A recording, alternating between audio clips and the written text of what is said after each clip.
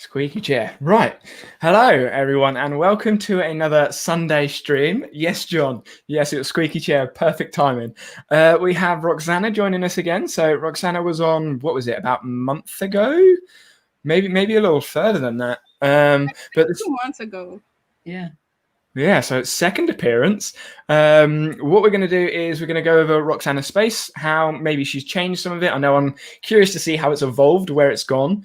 And if anyone has any questions, put them in chat because my computer did not want me to put the form in the description. My computer was not having fun. So if you have any questions, put them in chat and I will try and keep track of it. Jonathan is back with us again. And so it's good to see you, Henry, Tia, Svaniland, Tools on Tech, Gail, all of you. Good to see you. So Roxana, for those of them that haven't seen you before in stream, do you want to them? Yeah, for those people that are watching that maybe you've only seen you in chat because you're normally in chat, not on stream. Do you want to explain sort of what you do? So I'm a graphic designer. My name is Roxana Rodriguez. I was born in Colombia, but raised in Aruba, an island in the Caribbean. What I mostly do is graphic design and UX UI design. So I focus on user interface designs, websites, create an app, dashboards, and stuff like that.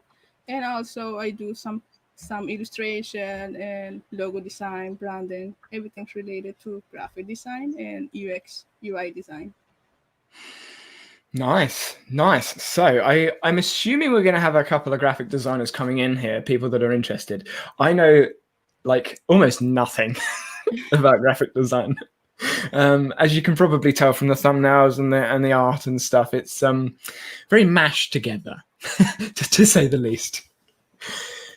Jonathan, have you got any words to start with, or are you just ready to I'm looking forward to hearing all about the changes, if there are changes. And there are a few ones because the first time I joined you guys, I was like, I think like 3 weeks using Notion, one month I think. So this is like 4 months that I have been using Notion. A few things have changed. Right, I'm really eager to get in. Yes, so let's go. Let me push the right tab. Yeah, that's a good tab. Those of you in chat, do you want to let us know if she needs to like zoom in, zoom out, or clarity? Might be worth zooming in a little bit because that is quite small. Yeah, I was. See, how do I zoom in? I use Control Plus, but are you Windows? Yeah. Like that? Can you guys see it? Let's go more. John's got the glasses as well. So. The heck was that? Yeah, I would go a little bit more, a couple more. Well, I got a bad eye as well, so I can't really talk. That's better. That's as close as you're going to get with it being the thing you do. All right. So otherwise, everything else suddenly just goes to pot, and you're like, "What's going on?" All my columns have disappeared. Yeah. Yeah, this page looks good now, but the other ones I have, I use the full screen, so I have a lot of information. So it might get a little cramped here. So this is like my main homepage. So where I get, where I go, where I have all my Notion divided into 4 categories. So work, personal, life, and other stuff.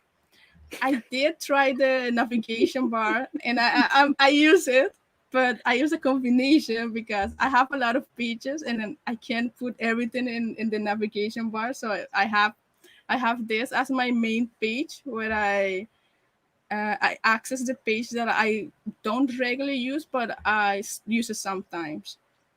And here, and this is like my dashboard tasks. So here you can see the navigation.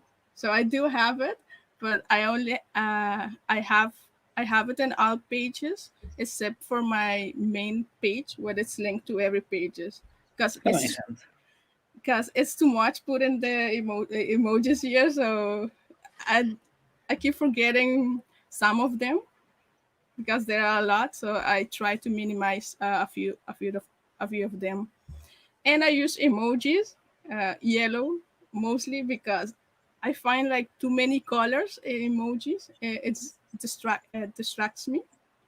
So I try to keep everything one color, and I'm trying to remember what each emoji is. So I'm still getting used to it. You could use words instead, or like a couple of letters. Maybe color the letters. Oh, that's a nice one. I Yeah, was because just obviously thinking that. you could add the highlights, like you could have a red background with a couple of letters just to signify what the page was. Because it's a heading. What is it? Heading 3 or 2, whatever that is. So it's still a text block. You just be putting the link on letters rather than an emoji. I use an emoji, but that's me. That's a good idea. I might have to think about that. So this is like my main dashboard that I see every day. So it has my task that I have to do today, and it has a few things. So it tells me the name of the task and like what project it belongs to and what client. What client, or if it's personal, I just add a personal project. Like for example, Danny live stream is just quick task and events. So I mesh everything together there, and the other things are specific to a project and to a client. And here I have so uh, this is telling me the how much time is before the actually so this is like a web design project, and this is one task, and here is telling me how many tasks this web design have. So it has 7 tasks, and how many are done, so 5 out of 7. So I can have a quick overview of the project inside a task, and Nice. this is just telling me when is the project the deadline of the project. Yeah, looks good. I'm gonna move you over to my big screen. I'm assuming that's like essentially that's your progress bar or whatever that looks like for you. Is that right? You can call it that, but I don't like to use percents. I Mm. I I like to focus on task, how many tasks I have done and how many tasks I have less, and specifically the deadline. Like I'm very driven by deadline, so every project has to have a task, a deadline. And here I'm using a widget. I think is Indify, yeah. Oh, Intify. Indify. So I've got to ask because every time I see the like the time widget on people's Notion, why do you have a time widget on Notion when you have the time at the bottom of your screen anyway?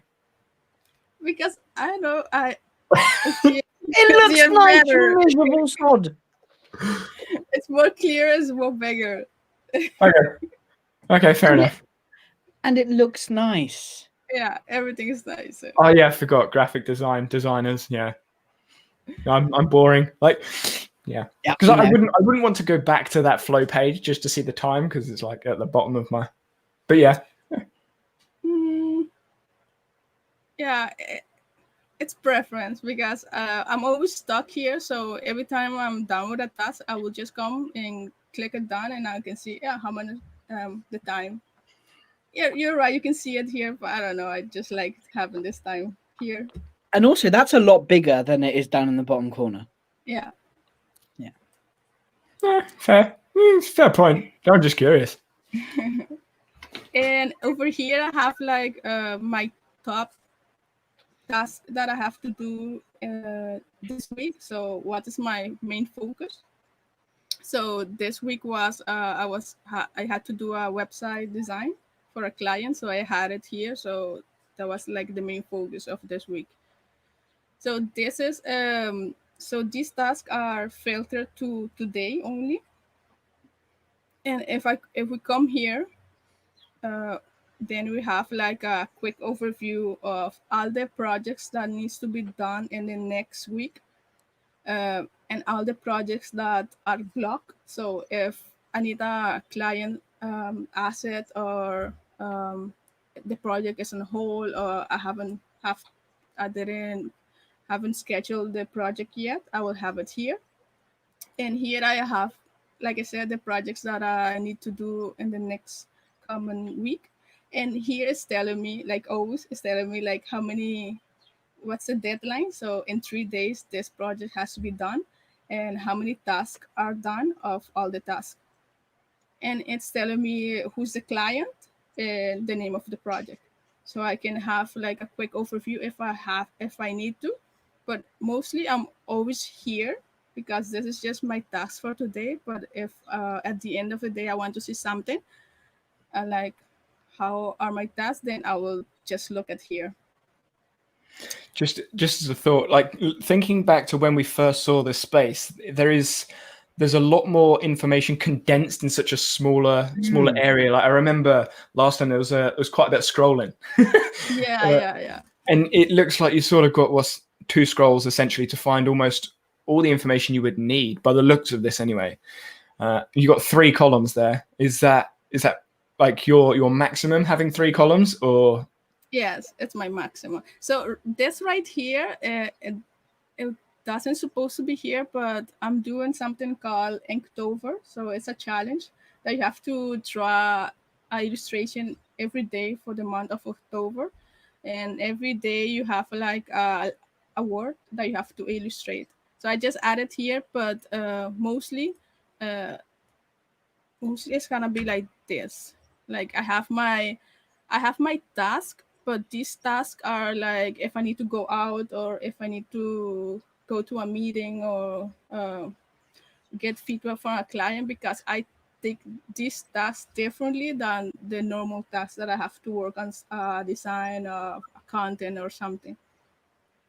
so it sounds like your top database is like my list view, and then that database is sort of like my calendar view. Like down the bottom, it's sort of like the tasks you've got to do, but they're not like high priority actionable tasks. They're sort of things that you're just sort of ticking over. Is Yes. that yeah? Something that Tools on Text just put in chat. If I'm not wearing my watch, I forget the time, even though I know it's right there in the corner. And then size matters, and I could go in so many directions with that one. So I'm gonna leave that one to your imaginations. Uh, I've been at football weekend, so those jokes have been going around.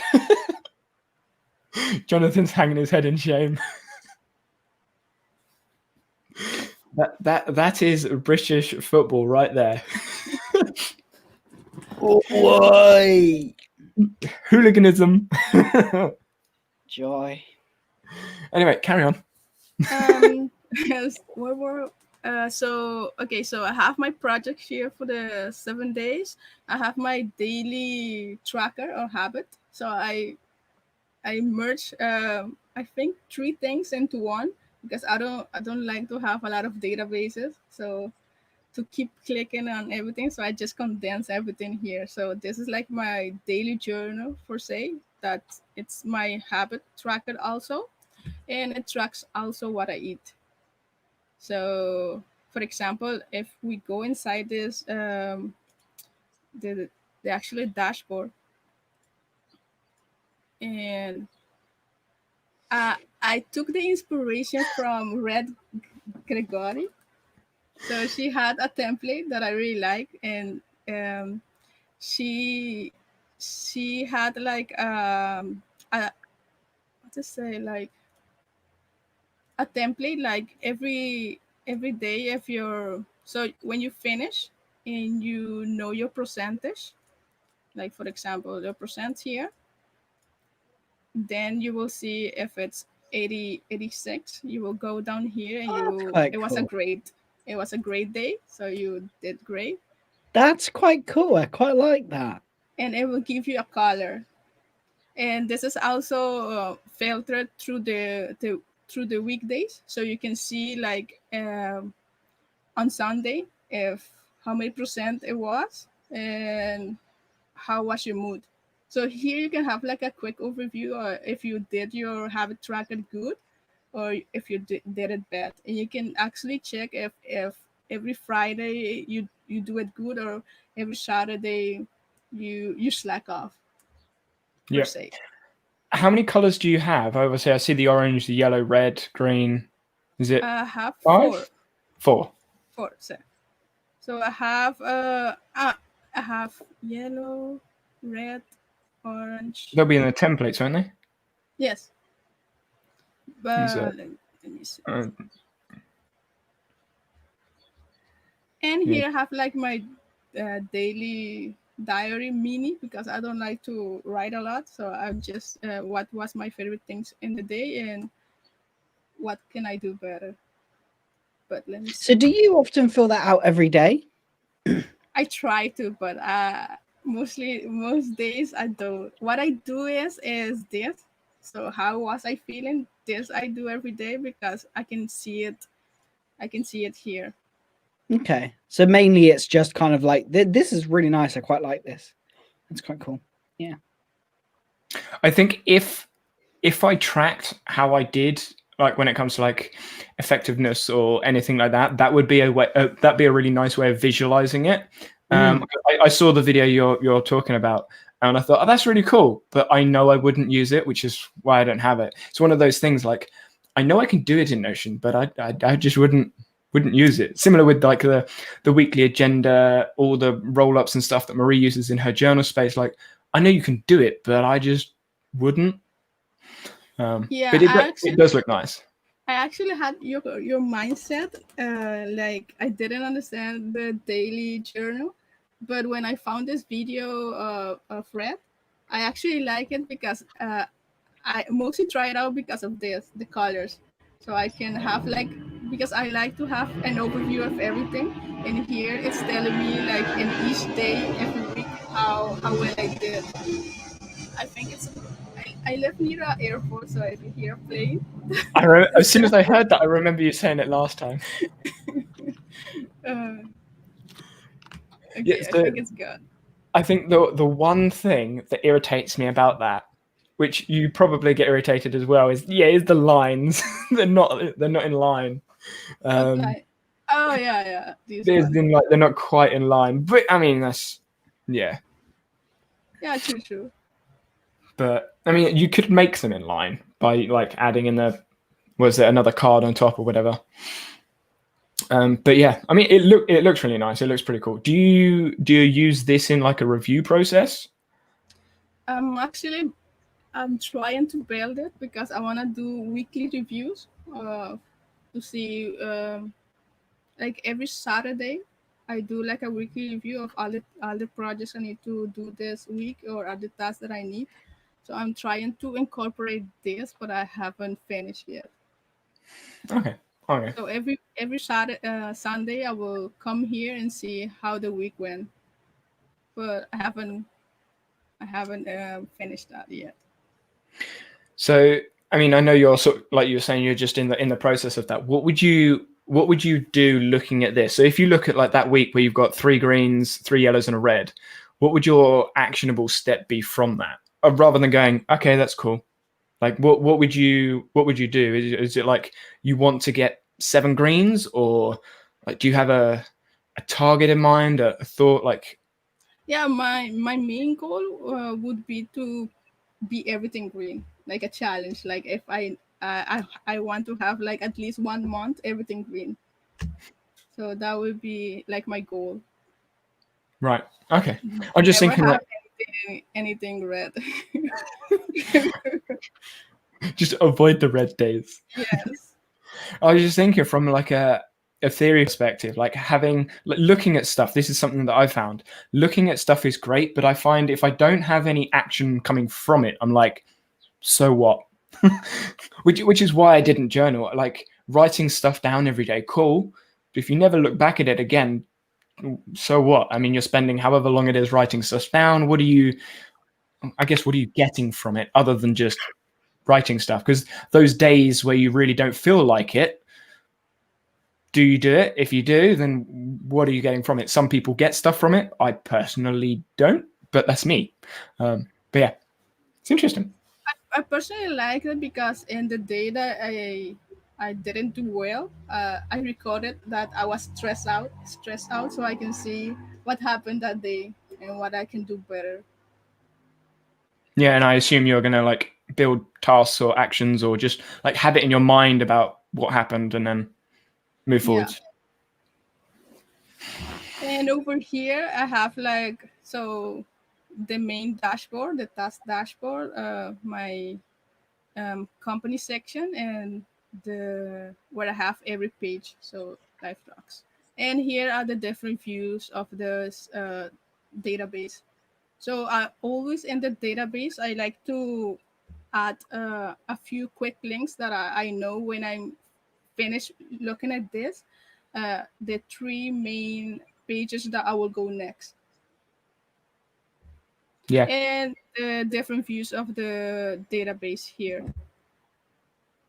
So do you use many of those views like often, or is it mainly you just look at the colors? Now I use this one and the meal calendar. Right.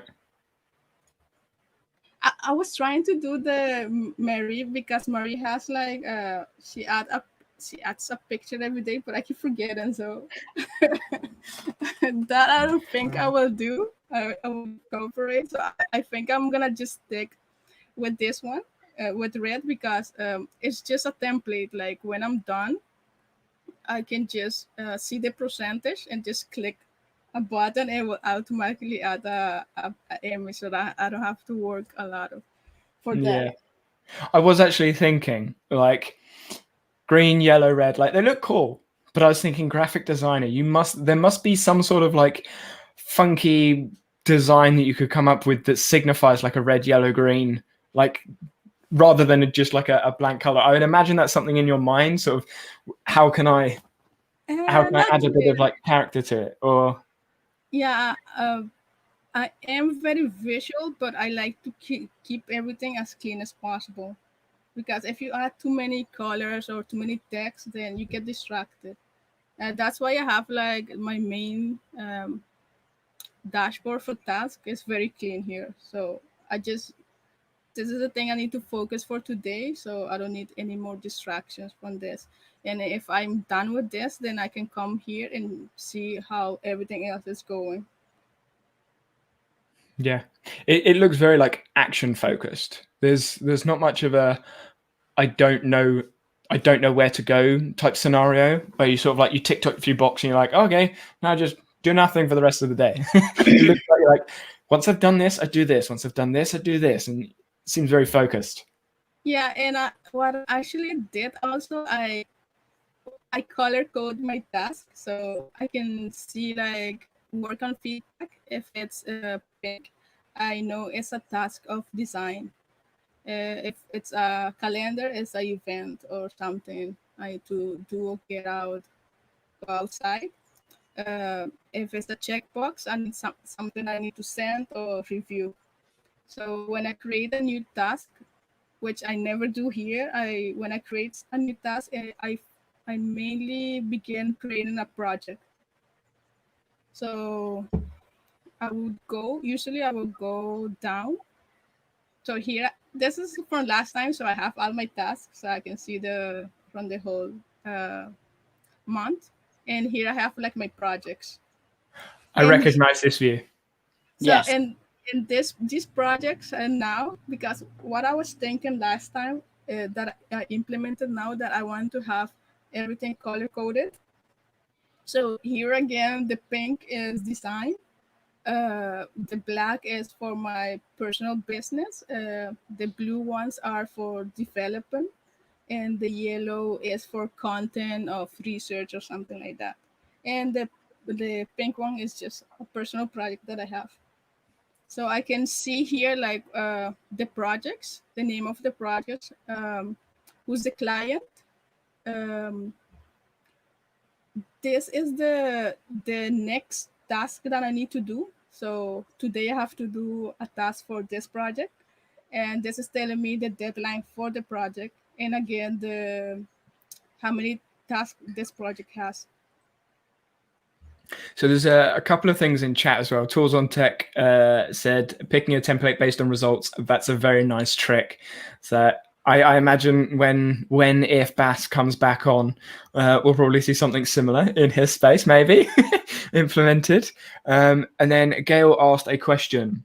Have you ever been tempted to find pics of other colors or shades of Notion's stock colors for your Notion page? I'm not graphically inclined, but even I think Notion has too few color images.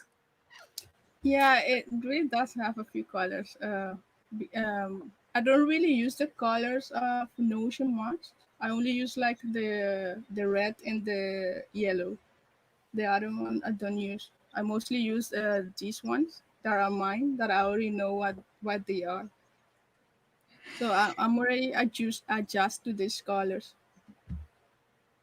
So you use mainly like gallery for your coloring rather than like the text and the text box and stuff.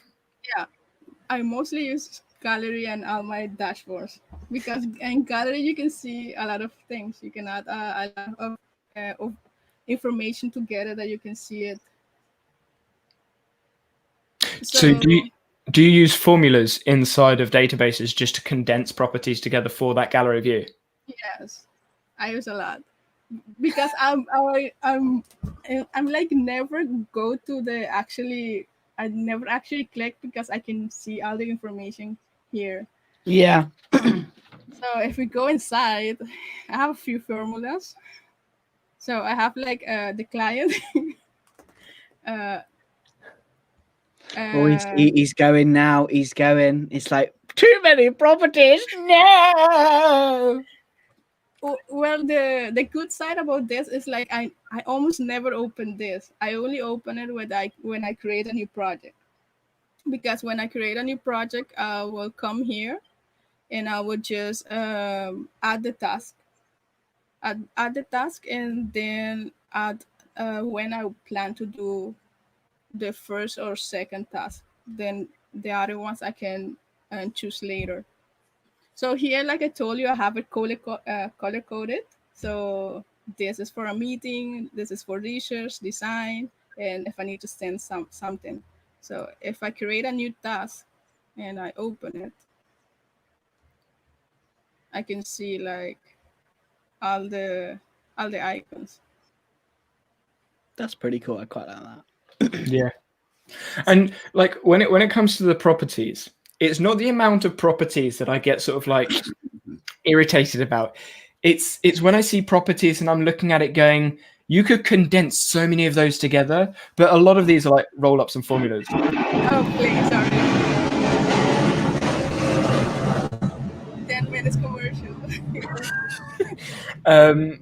Yeah, so a lot of these are already condensed properties. Like you've got what's that, 4 roll up properties, and I imagine they're condensed in formulas. So that could be like 30 different properties, but instead it's this amount. Similar with my space, like I have a lot of properties, but they're all doing multiple things. It's when I see pages that have like 7 different select properties, a multi-select property, and like a load of relations, I'm like, you could just combine all of that together. But yeah, I mean, my task database has like 5 different date properties. 5 now. Well, I've got last seen for recurring. I've got the action date, the formula roll up. Yeah, 5. And I guess if you class the time too as a date, even though it's not a date, it's a text string. That is, it's like a how many dates thing. Like you could class that as a date, which could make 6, but yeah.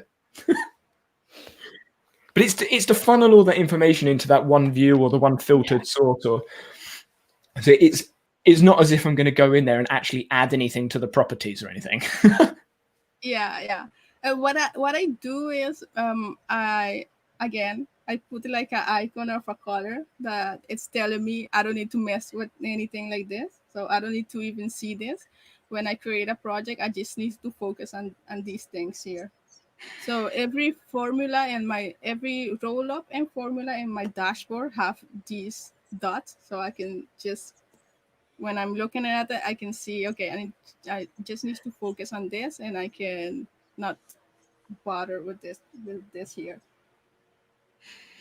I'm just Gail's comment. Maybe you could record the sound of the plane, then play the sound every time Danny instinctively cringes at too many unnecessary properties. I'm definitely going to have to look at getting in like some sound deck or something for sound effects, because at the moment the sound effects are just Jonathan laughing in the background, like that. But yeah, so here, so I have a few formulas. I don't know how to explain them because what I did was I got it a few templates. One from you, one from Red. The other ones I copied from someone else that I cannot remember. So I just meshed them all together and I created this formula. So if you tell me, if you ask me to explain to you the formula, I can't, but I understand it. And Here's the secret.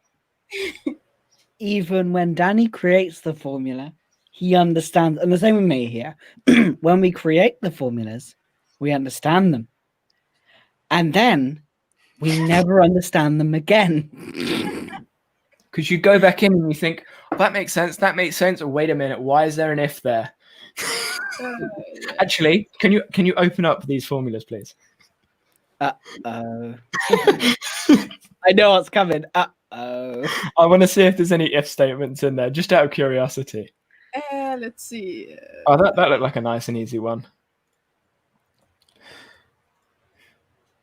This one has a lot of if. Oh, there's loads of ifs in that, and there's a couple of trues in there. It's a nice formula. It's a nice looking formula. So I'm not gonna explain it because I don't know. It's half the formula is from Red, from her video about business day. Yeah, I can see her formula in it. And the other one is from I don't remember. It looks like Ben's sort of formula in there. No, it was another Notion Pro. It looks like it could be made shorter, but we won't do that now. And it works, though. I'm not even gonna try because it works, so I just leave it like that. Yup. Until like something comes up and you're like, damn it, I need to change it.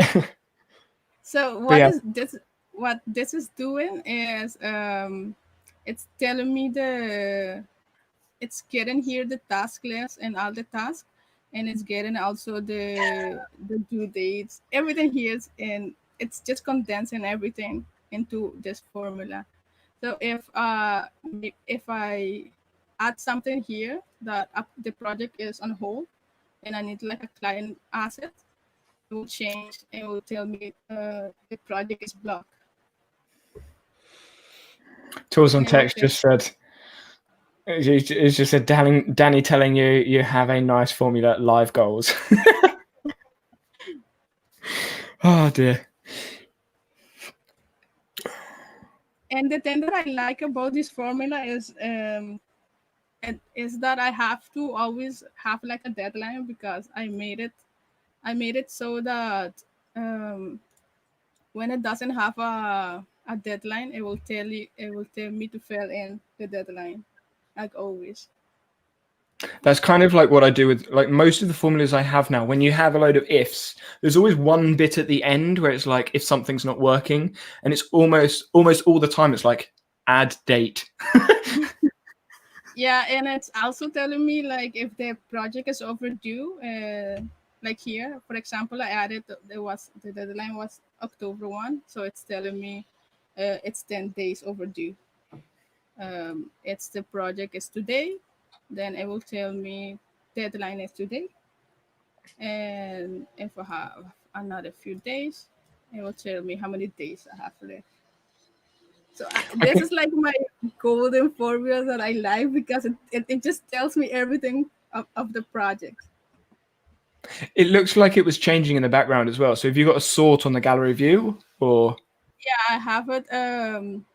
The projects that are closer to the deadlines are the first one that I see, and the other ones that are further or they are return tasks like quick events and daily tasks. I added I added a state of return task, so it doesn't tell me that I need to add a deadline because it's a return project, Looks and good. it will go down because I don't need to see that. It's not really important. So, I mean, you just clicked on CRM, so I've got to ask: do you use Notion for your CRM, or I started to use it like a week ago. I set it up, so you it don't have was. to go into it if it's got like data and stuff in there, of course. I don't have much information because it's I finished it like a few days ago, so I don't mind because you can Okay. see it here. So I have it linked here. Yeah. This is like a short view of all the active leads that I have. It just tells me the name, the state of the lead, and the service, what kind of service it is. Yeah, it's very similar to the system I've got. I saw the database and I was like, I don't want to ask about it just in case. I can show it because I don't have a lot of it. Let me see Yet. yet.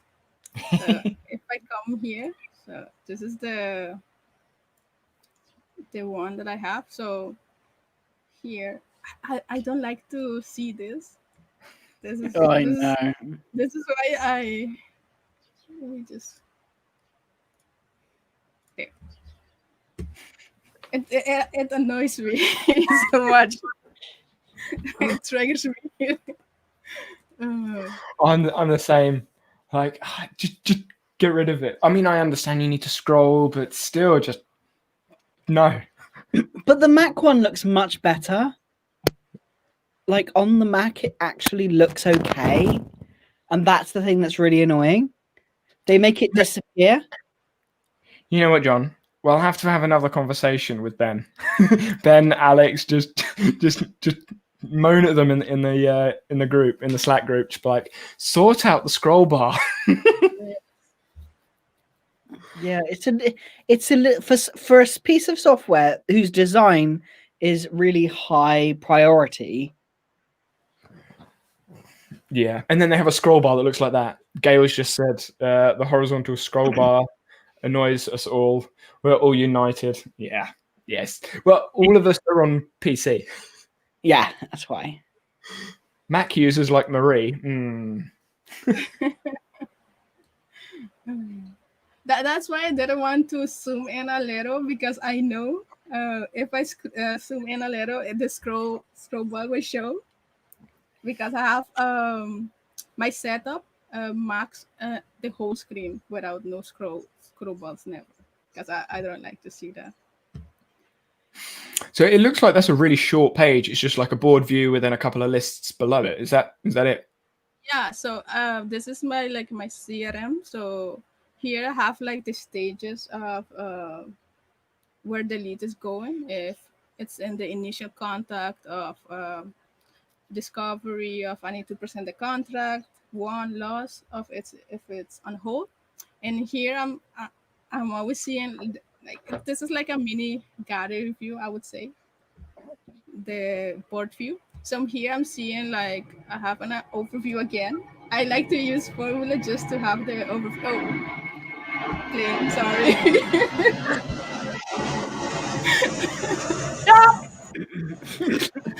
Okay.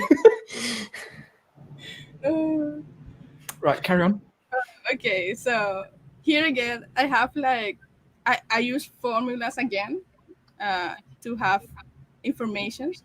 Like here, it's gonna tell me what kind of service the client needs, the potential client, the name, uh, where did I get this lead? If it was from a friend, from Google Ads, for social media, YouTube, LinkedIn, everything, and the value of the lead, like how much would I profit from if I wanted.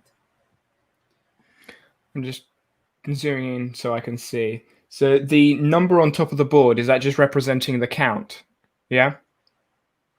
Yes. This? Yeah. So with the CRM that like I use and that I've made a template for, what I've done is I've used, so you know where you have like the estimated however much that is. I've used that number, and if I have multiple, I call them projects because that's my space. Projects, deals, clients, whatever you have in there. When you have multiple in there, what it does is it sums it up, but I'm using an estimated value. So say the service is £30 or dollars. When it's right at the beginning, obviously it's a lower percentage. So it's like 10% of whatever that is. And then I'll have that summed up at the top in the board view. And then as you go along, it adds up the percentage. So all the way across, like when you followed the lead through, it'll be 100%. And that percentage goes up, and I have a tally at the top of the board so I can see how much money I'm potentially going to gain from all the leads, or lose. So I can see sort of like roughly how much money I'm working with just by skimming across the top of the board. So if I'm working with, say, 9 clients, all of them at different stages, I have that percentage and the sum all at the top, so I can just have an overview. Oh, I've got £100 potentially here, £50 there, and nothing at the end because everyone's just left or whatever. I actually don't have it like that. I have it in a way that I can see how many leads I have won and how much that is, and how many leads I have lost and how much I have lost. So I don't have it like you have it, but that seems like a really nice setup. I mean, yeah, I mean, it's literally just a case of just changing the. Oh, excuse me. I will get to your thing in a minute, Tia. By the way, I have seen it. The board is just changing the thing at the top. Instead of saying count all, just click on the number and then it'll show you whatever property to show. So if you've got a property in the actual database already, which I would assume you have for your service, whatever if it's a roll up or whatever, you could just show that at the top and then just sum that. So it is, instead of having just there's 1 there, there's 2 there, because I mean most of the time when I look at the board I can see that it's 3, 2, 4, whatever it is, because it's not like maths. I can count on my hand. I can count that far. Like I got enough digits. Right, Tia's question. Where's it gone? It's here. As a graphic designer, how do you stop yourself from wanting to pretty up every nook and cranny and focus on productivity? So essentially, how do you prevent yourself from just looking at a load of images and stuff? I'm very minimalistic, so I use colors, but I use it with the intent. And what I do also is I create templates for everything. So like the task, I created a lot of templates with each kind of category that I have, like design, develop, or all these things. And when I need to do a task, I just click the template that's related to that task, so I don't waste time picking up the icon, of picking up the background, of picking up everything. Like when we go back to my projects database, I actually have templates for kind of all the service that I offer. So if it's a logo design, I would have a template called logo design, and when I click that, it will automatically update the cover, and it will say logo design, and it will give me all the tasks, most similar to Danny when creating a YouTube video. So it's like the same process. Okay, can you go to that database now? Right, Yes. while we're thinking about, is it a relation somewhere, or I just go back to? So for example, if I need to create like a project,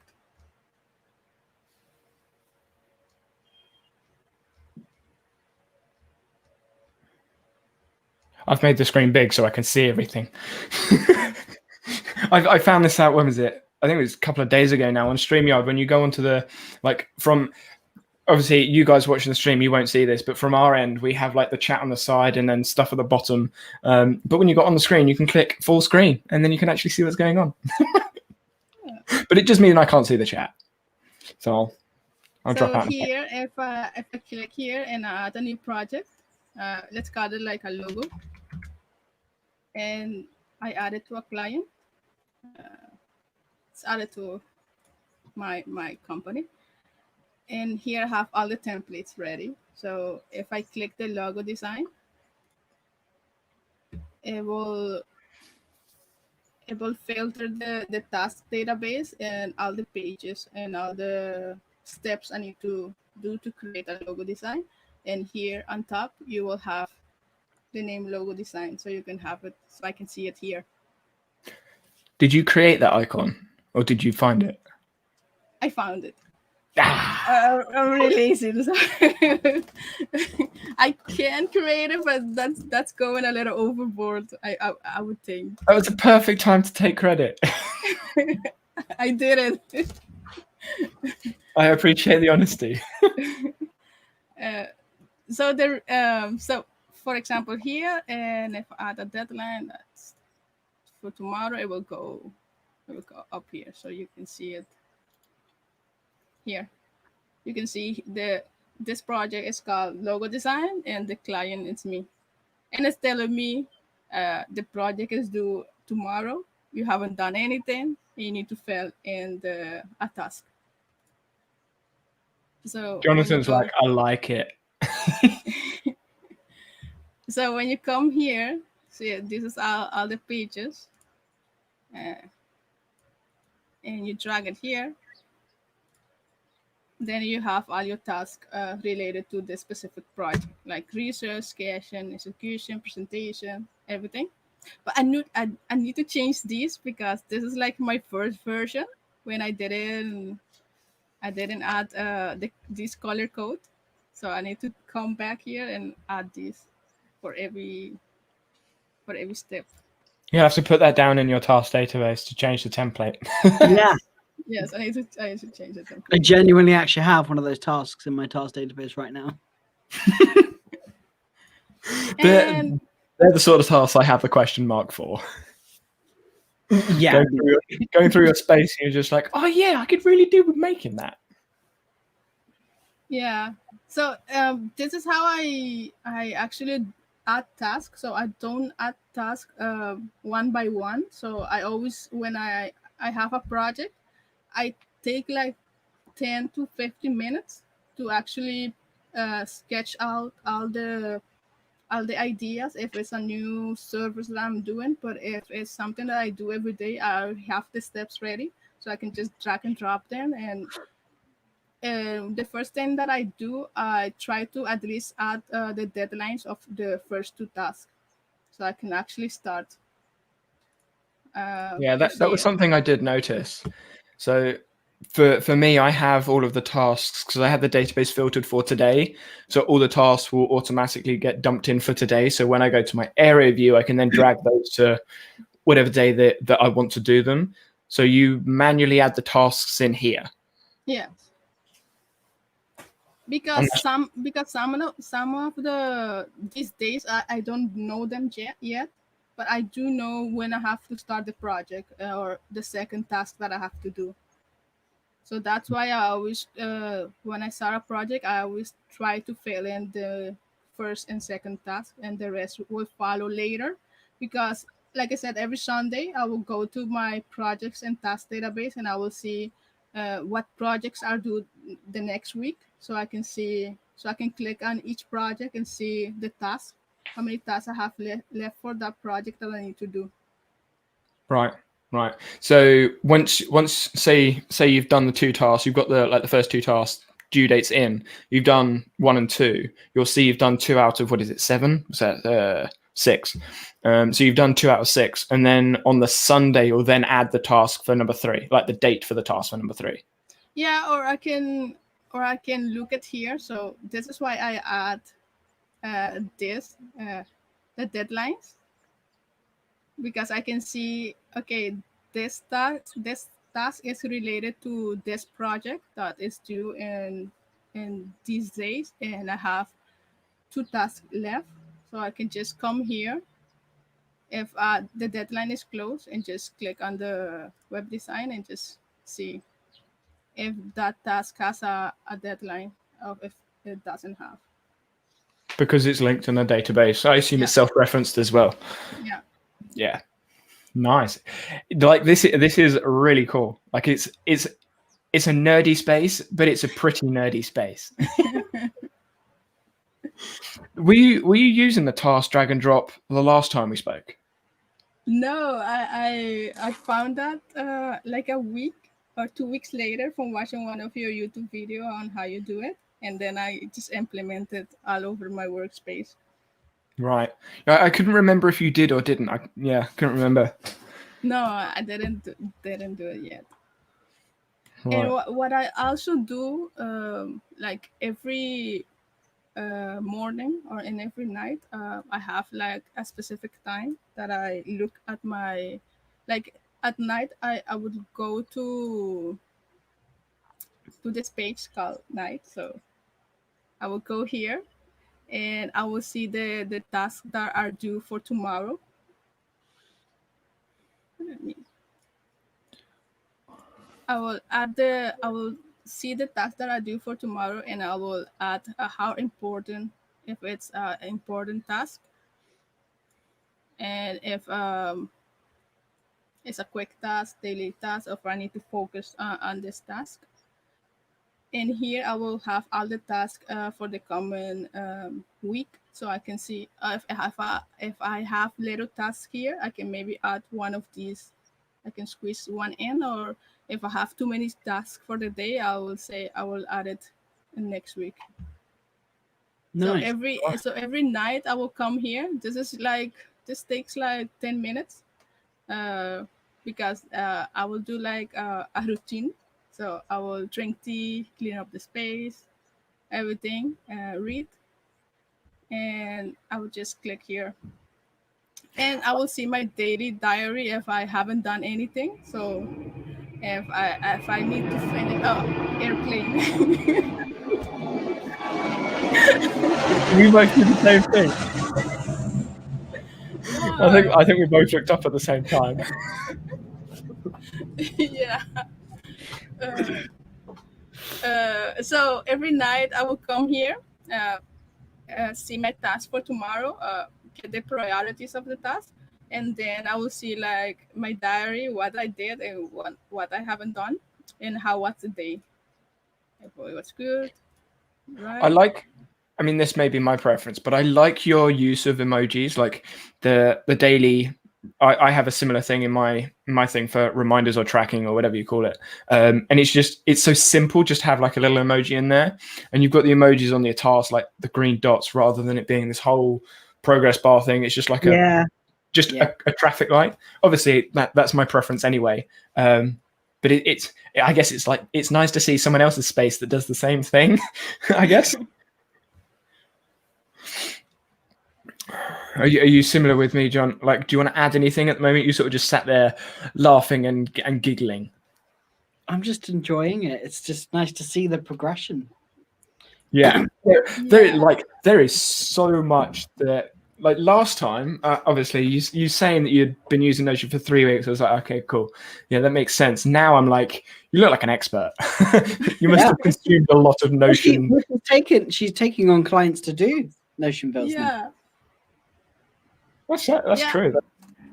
I actually I had like 3 clients approach me, because one of them saw me in your last stream, and he thought that my setup was nice and he wanted help with that. I was like, oh, okay, I can help, sure, with that. And he referred me to another client, and I was like, oh, this is something I can do, because it's really fun, because I actually enjoy using Notion. So when I'm helping someone, it's actually fun. It's not something that is something that I dislike, a work that I dislike, because this is just like playing around for me. It's exactly why it's what I do, and I imagine it's the same as John as well. Yep. Yeah, Yep. and this is like similar to my work, UX UI design, because it's interface design, so you have to think first of the user. So this is kind of like a similar thing that I do daily. So it's like a a job that it's kind of similar to the one I do daily. Yeah. Tia put a question in chat. She said, "Do you archive completed projects so you can refer back to projects for portfolios and/or catalog for future clients?" Yes, I actually do have them archived, but I have them archived in each client. So I have a database of clients where I have all the projects that have done for them. Playing, sorry.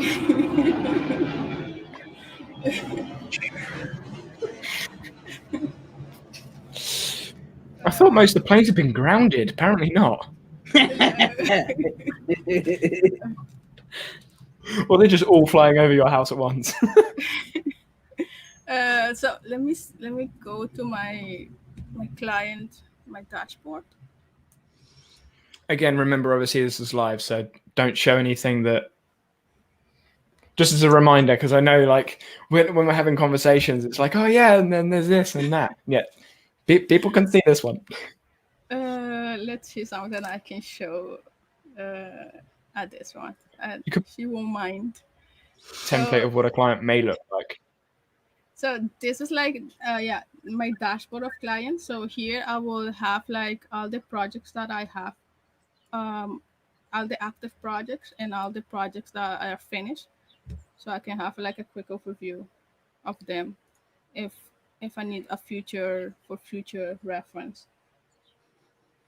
And what I also implemented was a client portal. So I will have my client come into my Notion and just see the progress of the project that I'm working with them. This I implemented from one of your guest speaker. Uh, I think his name was Tim. The Australian. Yes, Yeah, that was Tim. because I had like a simple portal with no database because I thought it was a lot of work. But then when I saw his live stream and I saw that it was helpful for the client because then I wouldn't go back and forth with them for them to see how far the project is so they can see everything here together. So for example, I think I can show this because she's very nice. So this is like her client portal. So I will have it here. I would let me So this is the page she has access to. yes. Right. So here she will see like the active projects that she has with Oh, me and the so do you finished actually project. share? Do you share those databases, the entire databases? No, no, this is actually a part. I see. Okay. Yeah, I would never do that. Yeah, Cool. that was the issue that I was having when I saw Tim live stream because he says that with every client he has each dashboard database separated, and I thought it could be a lot of work to handle all of those database, but it actually isn't because if you have like 5 to 4 clients that you're doing that I'm doing on my own, it's not too much work. Well, for me, it's not too much work now because I have a few clients. I don't have like 100 or 20 of them, so I can actually manage to do this. That's interesting. I like that. I do it a bit different. So I have a client portal, but I do it a little bit differently. Um, so I have the original database embedded. They obviously can't see it, but that doesn't matter because I duplicate like so for it's mainly for meeting notes I use it for. I just duplicate the meeting notes, hold down alt, drag and drop it out that they can click in and look at the notes once it's reviewed. Mm. That's kind of how I do it. And then tasks are just check boxes. But yeah, that's fascinating. I like that. Yeah, I Right. actually I actually did databases because I really like the setup that I saw from them. So if you see here, you can see like she can have like a quick overview again, everything global. She can see like when was the project done and how many files does this project have. So with your archived projects, they're just projects that you can't see. It's not like you put them in a different database or you tag them with archive. It's just they're not filtered in the views that you're actively looking at. Is Yeah, that they're right? not filtered in the view. And I will Right. have them back if I go to a client's page and I will just click the finished project of each client. So I don't have a view where I can actually I do have a view where I can see all the finished projects, but I never go there for anything. So I don't need to, I think. It's one of those hidden storage pages that no one ever goes to. Yeah. Yep. Good morning, Cameron. Good to see that you've joined us. Normally it must be what, 7 in the morning, something like that. Cameron's from Australia, so normally like he'll come on after like 2 hours of us talking. He'll like reach the very last bits, but we're only an hour into this one, so far. No pressure, Roxanne. You now have to fill another entire hour. It's not a case of filling. I mean, who was it? So someone sent me a message. Or not a message. It was a comment of, I think it was the Rome stream, and they were like, I love watching your streams, but I don't know how you manage to talk for 2 to 3 hours every time. And I'm like, I just love talking. It's just fun. I don't know. When you're talking about something that you enjoyed, time just passes by really fast. You don't even notice it. Till someone tells you, "Hey, Danny, it's been 3 hours in the live stream. I have to go." When they actually start leaving, then you notice, "Oh, I have been live streaming 3 hours or 4 hours." Yeah, and normally you're one of those people that like, I've been here for like almost 3 hours now. I'm going to do something else.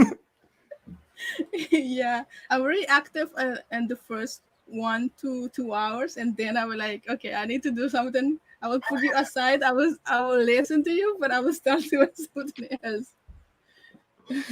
Yep, that's why I stream at the end of. If I was to stream at the beginning of the day, I feel like it would like unintentionally become like a whole day thing. Like, oh, lunch. That kind of like went. That sort of So disappeared. that basically explains our recording sessions for the podcast. Just like, yeah, we'll just record one. It'll be fine. It'll be fine. It'll be fine. 5 hours later.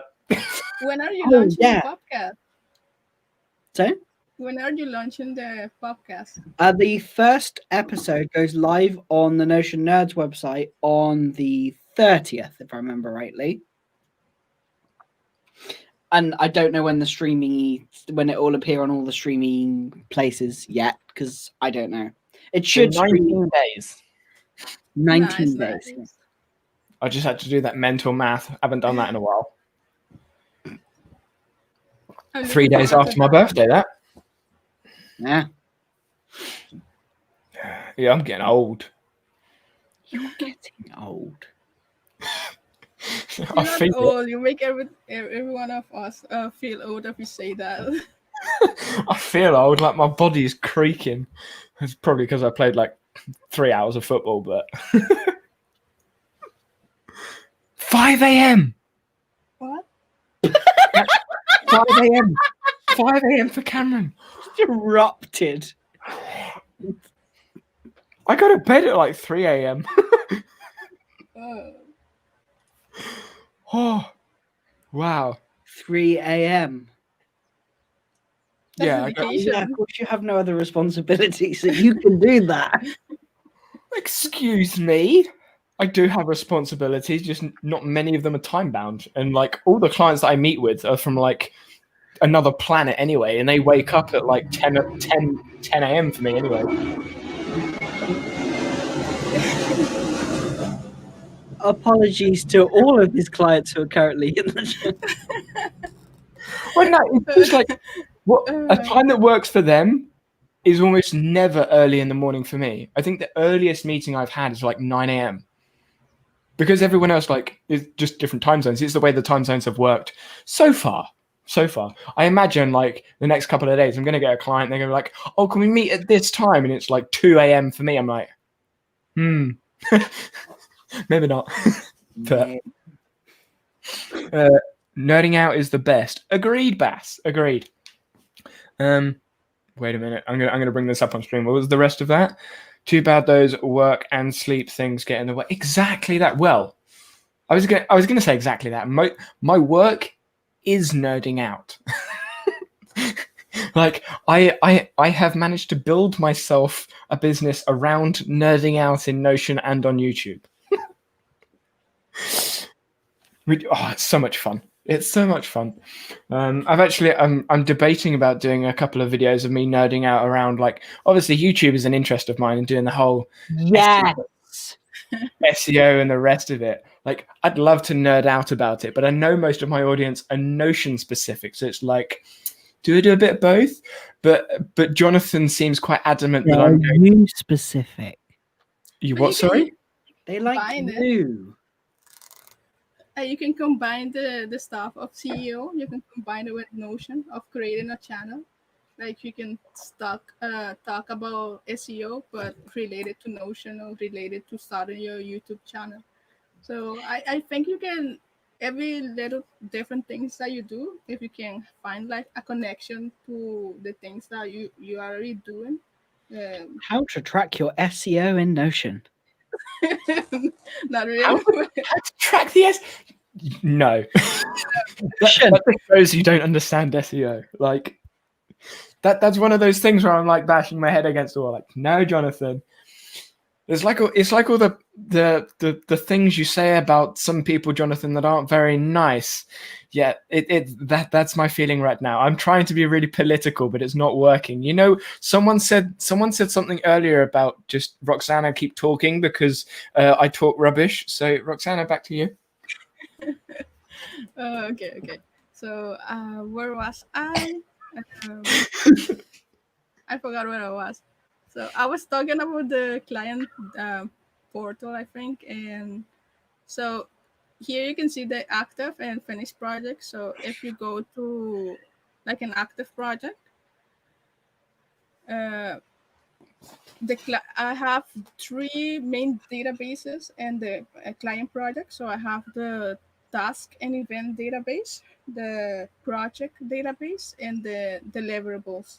So since this is like a Notion setup, I actually have recorded myself going through the Notion of this person, so she can come back here and just see if she get lost in her setup. So I have three videos that I've made for her, and here I have like the task or events that are open or need to happen. So this is like getting the final thoughts of her using Notion. So I actually wait like 2 weeks when I finish setting up someone's Notion, so she can get used to it and see if she finds something annoying or if she doesn't get anything. I come back here and just will go over it again. And here she can have like a, again, the database with the task and event, and she can have like an overview of what are the events that happen creating this project. Like when do we start working on the dashboard, when we had our meeting, etc. It's interesting because, like, obviously you and Jonathan both seem to have your client portals inside your spaces. Most of the people I work with, they've sort of come through my videos anyway, so they have their own space set up. So a lot of the sort of like the building management stuff happens in their space. So I guess like the database you have there is in their space, and I link it to mine, like, so I can see what's going on. So it's in my space, but it originates in their workspace. Maybe that's just like the difference in clients. I have both. So I have some who That's not are allowed. well, that's what it's like. Yeah, it's both. I have a bit of both. Sometimes it's I prefer it when it's in their space, because then they'll learn it, be able to learn things faster, be able to move things around faster. It'll be their information, and then I can like leave when it's time to go, so that I don't end up always there for like personal information, etc., etc. But yeah, I have both. For me, actually, I just have this because this is like only related things that I'm working with the client. So if I need to do a Notion setup, I will go to their account. They will add me, and I will just create everything that needs to be done. And they will have like a, a share a share link here when they can see come back here and see all the projects and all the deliverables. So I don't find using my Notion for this very. I think I like it this way because I can keep track of everything I did for that client. So when he comes later and he wants to see how far are we with the project, I can always come here and just tell tell him. So how do you how does this work from your end? Like how do you know what stage you are when you're doing a project like this? Because Um, like these are her tasks in a separate database, aren't they? no, So that this is a combination. This is like my task and her task. So if you go here, finish task, uh, you can see here I have another formula showing everything. So it's just telling me like project introduction, when was it, and who was in charge of that task. So this okay. was like a meeting. So me and the client was in charge. Uh, Working on the Notion setup, I was in charge of that task. Another showcase of a uh, uh, progress, me and her. So this is like a timeline, you can say, of the project instead of the task for her to see how far are we in the project. I'm curious. Do you copy the formula you have into their spaces, or do you recreate it, like for their I, stuff? I have a template of a client portal that recreates everything here. Like it recreates the main three databases, like the project, the task, and the deliverable databases. So I don't have to do this ever again. So I can just create a new template and just I can keep going when a new client shows up.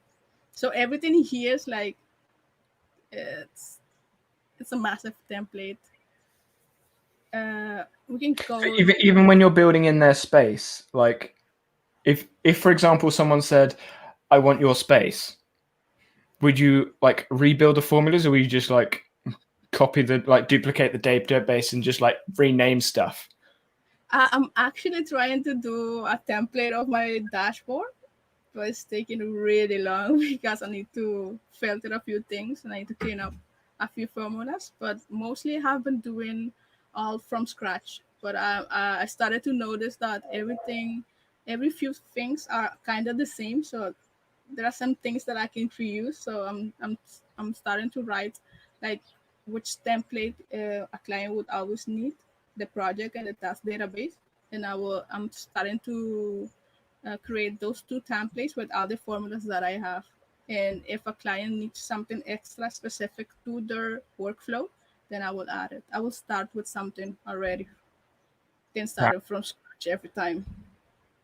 Yeah, that makes sense. Because like I think we've spoken about. Well, I know John and I have spoken about it, but you sort of have those core databases you work with, and then it's like, well, what dashboards do you want? Where do you want to go with these databases? So, yeah, there are a couple of things in chat. Oh, whoa, okay, I've just gone back and it sort of disappeared. Let me scroll. Where was it? I think Tia said something about it's good, like nerding out with everyone. Was that Christians? Oh no, it was on tech. Nerding out is the best. Yep. And then there was something else. There was a question somewhere. Yeah, Tia, by doing that setup, don't you risk upsetting the client if things are not moving at the pace? There it is. Yeah, you are very welcome. That's why I'm here. I have my uses. Minimal, Sidekick. but some. But some. Sidekick. I I'm ignoring actually you. I actually don't accept the client because what are the things that I do in the first client meeting? Like I will get all the information of the client, what does he or he needs, and then I will actually create like a timeline of the projects and uh, each steps of the project. Like if it's a Notion setup, I know it has a few steps. It has like in I need to work on on the Notion. Then we need to have a meeting to see the Notion and get feedback. I need to work on the feedback. I need to send it back, and then need to wait two weeks, and then have the final meeting. So I have like I already have like the steps of that service, so I can just in the first meeting, I can tell her like all the steps that we're gonna do, depending on her type of project, and I will give her a estimate timeline. I'm not gonna say the deadline is this day or the deadline is that day, but I will say, okay, we will work 1 month on this project, and the deadline is gonna be like 1 month. So I have 1 month, and between that month, I have these steps that I need to that we're gonna take, and then I go to my database, I create the project, and then I actually start planning. So that's why I have like my second and first task, I always give it a deadline, and I have my project is I always also have a deadline. So the deadline, if I told the client it was between 1 month, I will go and put the deadline 1 month. So I will know that's the deadline, and between that I need to do a few tasks, because some of the tasks don't have deadline yet, because some of the tasks we actually have to meet the client, and those times are depending on the ability of her or me. But I always give like a estimate deadline, like if it's gonna take 1 month, 2 weeks, or etc., that she knows when she can expect this servers from me, so that her expectation are clear, and then I start to fill in these tasks. I'm just like nodding. I'm like, yep, that makes sense. Yep, that's good. Yep, I like that. It's like, what can I add in here? Is that? And it's just like, yeah, that's. I mean, I a like lot of it. it is, yeah, a lot of it is very similar to what I do, and it's just like, yeah, I don't know whether it's like the same as like a lot of people, but to me it makes sense. It's just like minimal effort for quick, convenient, organized flows. It's just yeah, and it looks good. Like the only reason I moved away from the gallery views is because the speed of my Notion was decreasing because the amount of stuff I had in there. Um, but I'm Yeah, like, I have noticed that in my library template, but I don't notice that mostly on this one, because each page from me I have specific things that I need to do in that page. So I don't have massive information and all this space that I need to scroll down to find something. I always like to divide the pages yeah. into something. That's why I So, have. Huh? so with your task database on your is it flow page? You have your tasks. How big does that get? Do you have like a 5 task day limit type thing, or Yeah, I actually try to keep it minimal, like 5 or 4 tasks a day. Like actually work. Uh, I have daily recurring tasks that don't take much time. For actually like doing something, like I need to do something for 1 hour or 2 hours. I actually like to keep it like for I don't do a lot of heavy work in one day.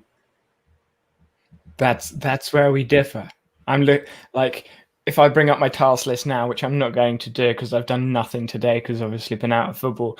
There's going to be like 15 things on there, and if that was to be a gallery view, that'd be like my whole page.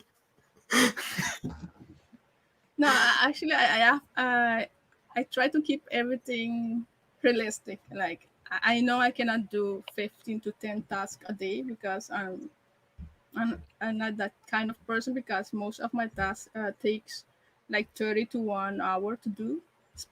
Design or web design, it takes more hours to complete that. So I know like a task of web design would take me like 2 hours to 3 hours if I need to do something like that. So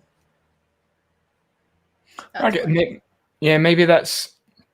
So I think this is something that Marie brought up last week. Like, I make my tasks quite granular, so most of my tasks don't take longer than an hour.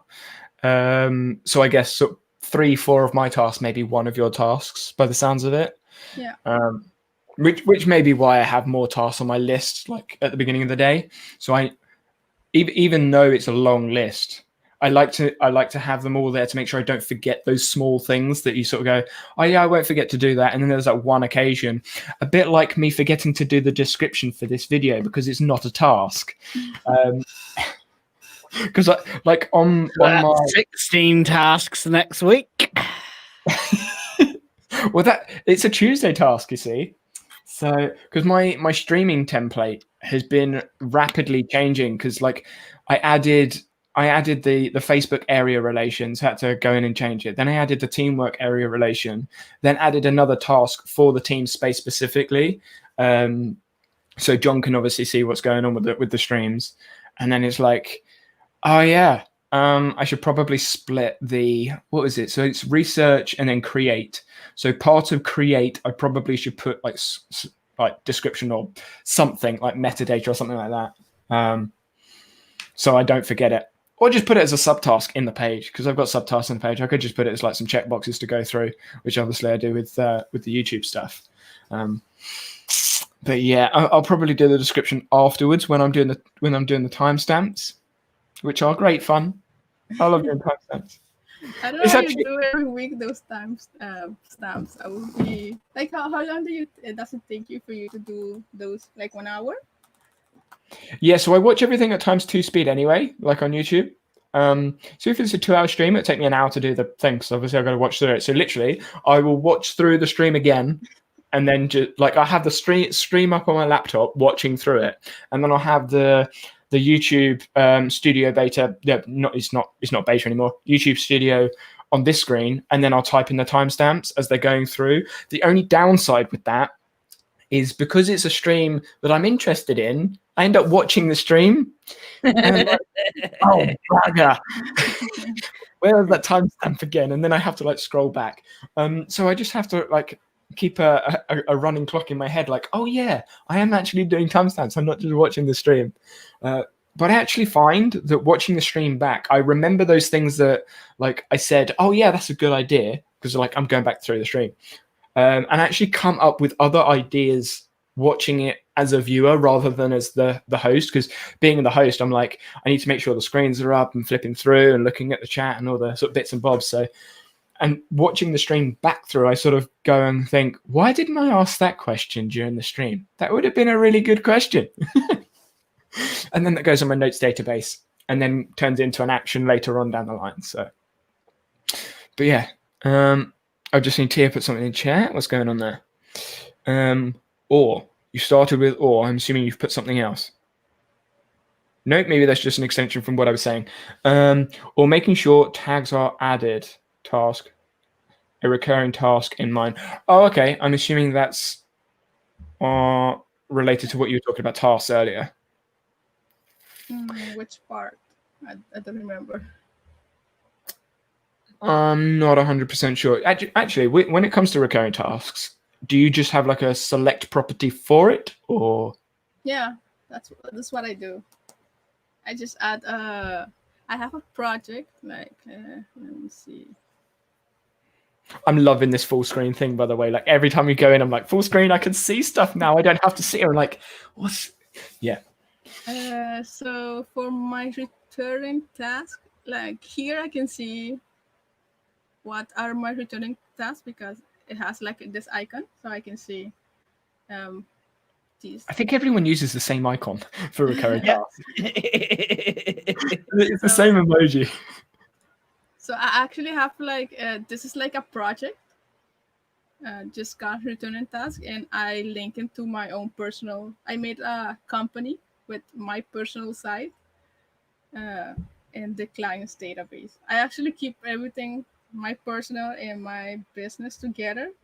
I know that in the future I will have to split it, but now it's more convenient to have one main thing.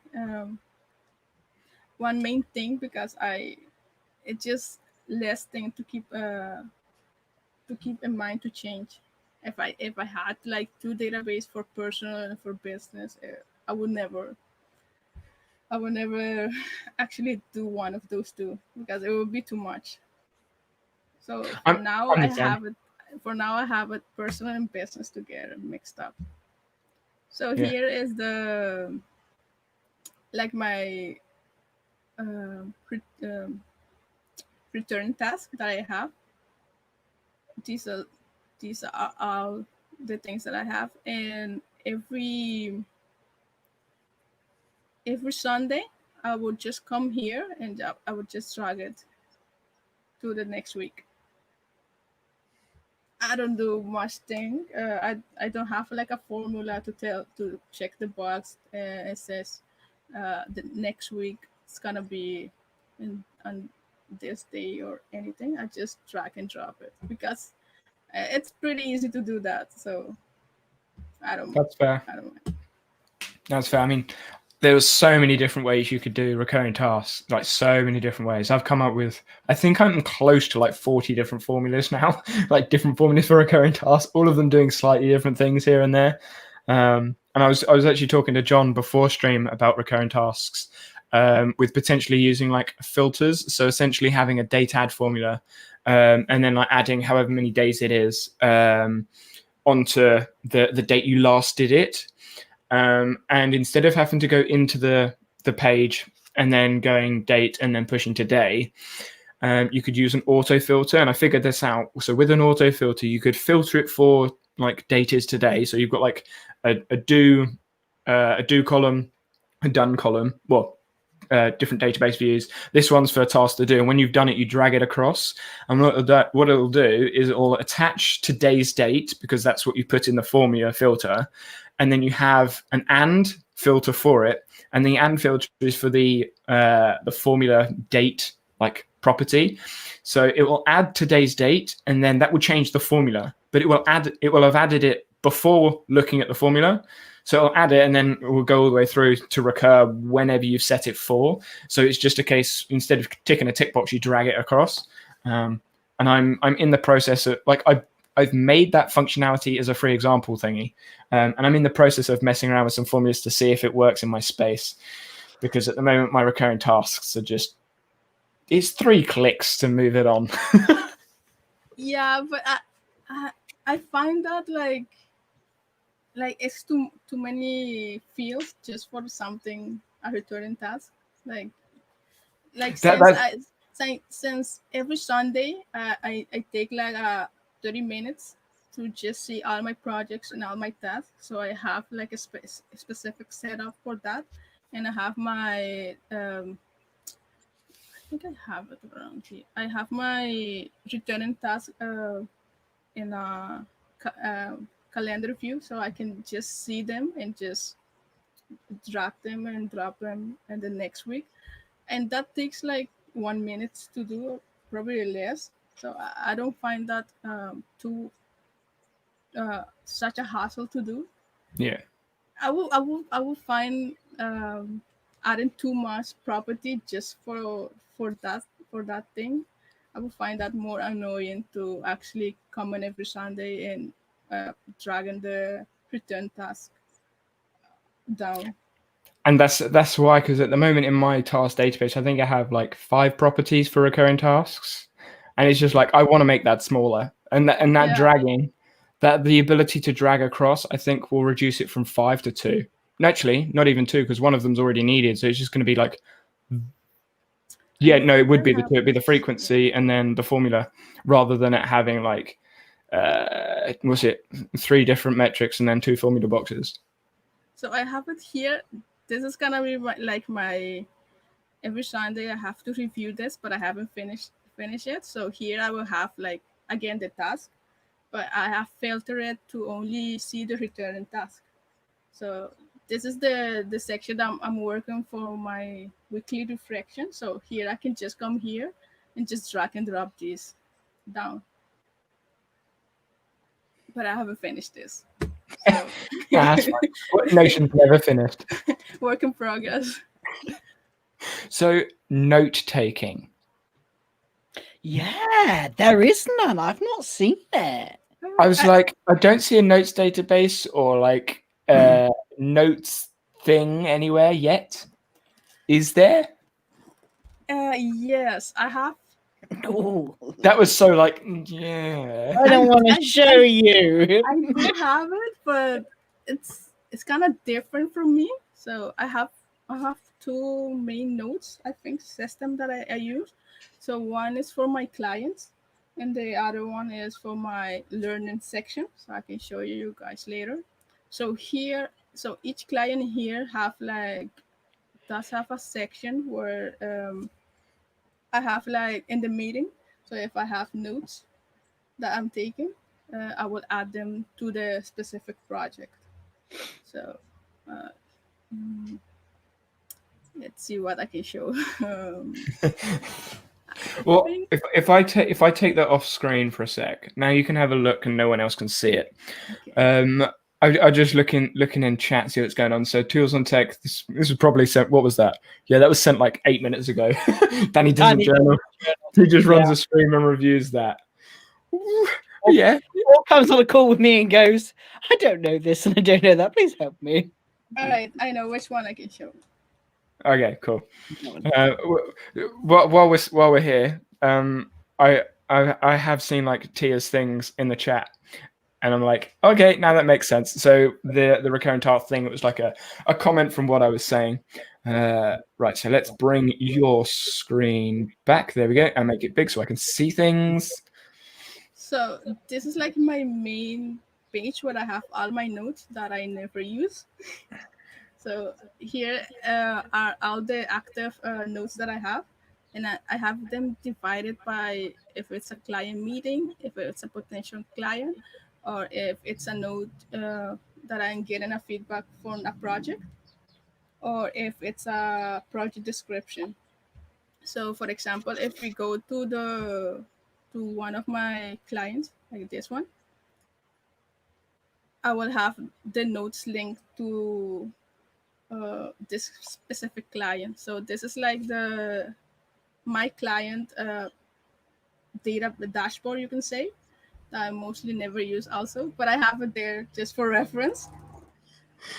It's one of those things that like it's a page. I should have something on it, and you just never look at it. I have it because maybe I blame. We should count like how many airplanes have been gone through in the stream. I'll do that when I'm doing the timestamps to be like tally it up. I'll just tally it up. And then when I tweet about it later, be like, well, there were 24 planes that flew over during this stream. That one sounded like a mosquito by your mic though. It was like so like buzzy. That was a small airplane, so I can actually tell which kind of airplane it is right now. Just by the noise it makes. Yeah. So here I have like all. So to start from the beginning, this is like my client dashboard. So each client has like a mini dashboard that I can see all the active and finished project. And this is all the active notes that I have of those clients. So if I'm working on a project, if I took a note on one of those active projects, it will come here. So I can see the notes, or I can see in the specific project. So if I come into a project, I will see the notes that I have from that client. So And they're self-filtered, like self-referencing filter for a client. yes. So all my notes are so this section of my notes are only related to client notes, like meetings, project feedback, or everything like that.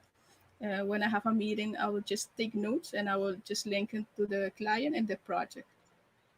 Could you just show the filter for those people in chat or rewatching the stream that like don't know what I'm talking about? So the self-referencing filter is the project relation contains whoever.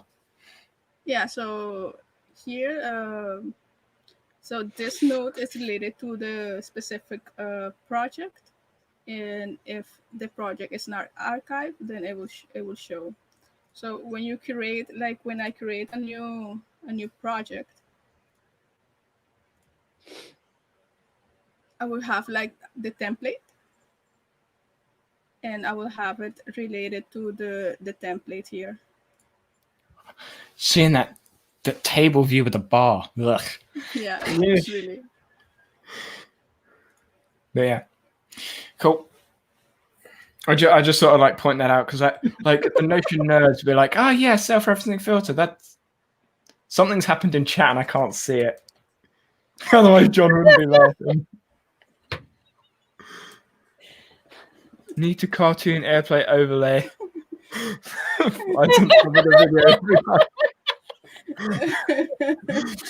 Can you see that, Roxana? Yeah. Yeah. Timestamp right now. Everybody loses it. Yep. Next stream I will have an overlay in a plain show. So I could put overlays in StreamYard, like because of obviously the upgrade that I've done now that we don't have the duck at the top. Rest in peace, Duck. Yeah, rest in peace. What is that? I've just found another menu bar. Cool. Okay, fine. Now that's just another menu bar that just popped up on my screen. I'm like, oh, there's more stuff I can play with. There are so many things I could use StreamYard for, and I'm just like, nope. I'm not a pro streamer yet. I don't know all this other stuff. But I like the idea. Huh? You're not a PS. I was trying to think of a good way to put this. I was like, PS doesn't sound right. Like, PP works. Okay. PP's work. But yeah, we've interrupted you again. Actually, we'll blame the plane. It was the plane's fault. Yeah. There's another one. So where was I? So each notes are related to a client, and it's related to a project. So every project has a note. John did it. It was John's fault. It's like so professional. It's like, so what was I talking about? You're like, I don't know. It's like, wow, you can tell he's listening. You were talking about how you use notes because we didn't see a notes database anywhere. God, so professional. I even knew that. I was about to say it, and then you just got in the way. The sidekick just took over. I'll go then. No, don't do that. Right, Jonathan, be quiet. Roxana, you're in charge. Keep going. Okay, keep going. No, it's pretty self-explanatory. Like I'm going to relegate myself. Just normal notes that are related to clients.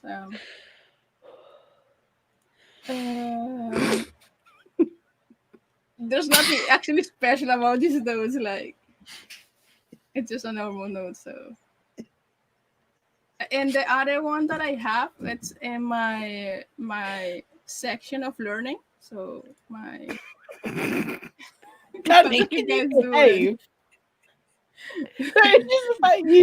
Oh, I love that banner at the top. That's beautiful. I love that. I was actually trying to do gamification here from someone that I saw. Comrade Lynn. But I gave up, so it's like half true. That was an inside joke laugh, by the way. As soon as they said Comrade Lynn, John's just like, okay. Oh. Inside joke, don't worry. I will pretend that I know what you guys are talking about. I do that a lot too. I'm going to pretend I know. Yeah, it's like, yeah. I mean, so some of like the comrades things, like all of the spaces look so cool with all the banners, the photos, and everything going on. And I think you had this space or something similar to this last time. Is this like one of those pages? I did work on this, but I actually haven't had much time to develop it. I think it's the same, kind of the same. Some things have changed, but it's interesting. This is quite a nice topic. Like, I like gaming, but I do not find gamification at all effective in terms of getting me to do something. Because I feel, and actually there was a study that shows that like XP and leveling up and all that stuff actually doesn't make a difference to your productivity. Reference. I haven't got it right now, but I will get the reference for you, and it'll go in the What notes. is your source? There was a science study showing that it doesn't actually make that much difference. I will find the reference. Shut up, academic. Just because you're wearing a lab coat doesn't make you a scientist. I'm not saying I'm a scientist. I actually like gamification. I did a study in school about it, and for me, it does actually help because it just gets me into the mood to do something. But I haven't finished this one. This is like my learning dashboard where I dump everything that I want to learn or something that of all the notes that I have take from programs that I use. So if we come here, I have I think 3 main dashboards. One is like level up, that are all the subjects or skills that I'm learning. XP, this is one like are the courses that I'm taking to learn that skill or subject. And then I have notes that I call them tips and tricks that if I learn something from an article or from a course, I will get that small information and link it one of one of these. So here is where I have like mostly all my notes that are related to my personal side and not related to anything related to my business side. So when I come down here, I will have the level up section. So my projects, my skills. So I have it divided into what, five? No, six. 6 sections. So subject, software, community, skill, language, and hardware. So for example, I use a lot of Adobe products because I'm a graphic designer. It's like my life. I Well, use it like every day. And when I click here, I will have like the tips and tricks that I learned from using that program. If I don't use, if I know how to use After Effects, but since I don't use it like every day, I usually like once a week or once 2 weeks. I will forget some of the things, so I just record the steps I need to do to make something. If I need to do like a loop, I will just add it here. And it's supposed to show the images. This is exported from Evernote because I was using Evernote before. But here, I would have like a screenshot of After Effects, and it will show me all the steps that I will need to take to make that loop in After Effects. I think everything. I haven't checked there, so uh, my Evernote export went wrong. So I don't know what happened here.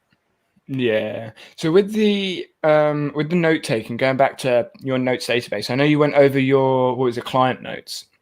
Do you use the Clipper, like the Notion Yeah, Clipper? just to art I like articles or things that I want to read later. But it's not like a note taken. It's just something that I save it, and when I have time, I will just go see everything that I save and see where where everything goes in here. Like these are like my main things that I want to learn and the main things that I'm focusing right now. So if I read like an article of branding, then I know that I will add it here. Right. Okay. Okay. Like just looking at this, it looks like this is like task management, project management's been your focus, and that looks really refined. This looks like one of those things where you're like, It's, it's getting there. a work in progress. Like some of these I haven't actually done much. because I am exporting everything from Evernote because I use Evernote for like 7 years now, and since I I find used it for Notion, like 20 minutes. Oh no, an hour and 20 minutes because it took me an hour to work out how to use Evernote for the video. yeah, what I'm gonna do is I'm gonna export everything to Evernote in here because I have a lot of trips and tricks that I use uh, for these programs. Let's see if I have something that works here. Like, That Notion program you've got in there, that Notion app, that looks pretty good. Yeah, yeah. You It's got Notion pretty in the good, software. yeah. let's see if Yeah, the podcast is full of those really blunt, obvious jokes. Try no. opening the tips and tricks as a full page. Sometimes that makes Notion go, oh, you actually want to see this image. No, I think it's because I just copy and pasted it from Evernote that it's showing like that. So, Uh, so and that's why nah. we don't use Evernote. We don't Yeah, import it to Notion. yeah. So I have to go back and export it again. Or you could just learn it. You just, nah.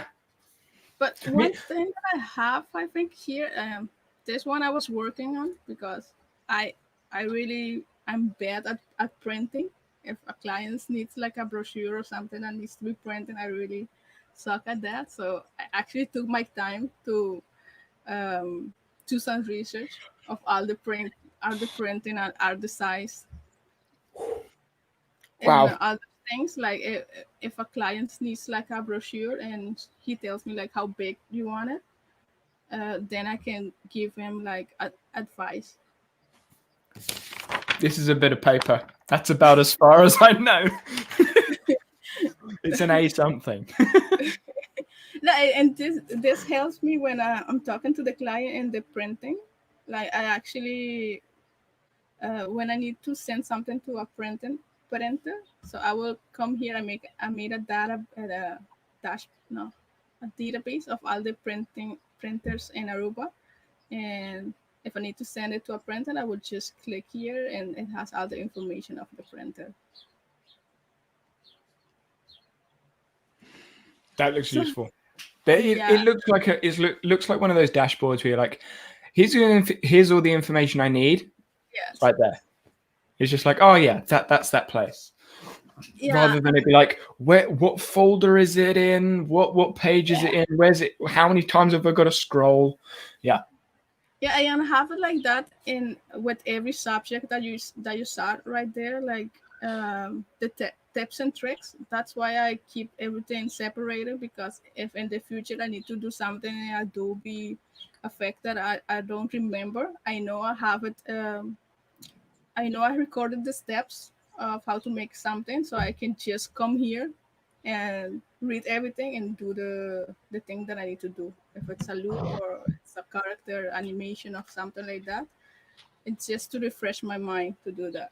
Because if I find out that now and then I keep doing the same task and I keep forgetting it, I will actually like take like 20 to 50 minutes to actually record my process and screenshot everything. So, and the next time I would just have to read everything, and I can be done with it.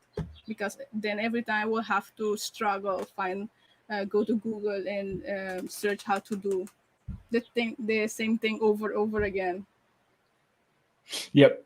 Yeah, and that's something I learned as an academic. You become very good at using Google, Google Scholar, and PubMed. Well, PubMed is a sports science student, but yeah, you just like you end up like researching or going back to find the same article, the same reference, same blog, same whatever, and you're just like, why don't I just save the link somewhere or just save Yeah. the picture?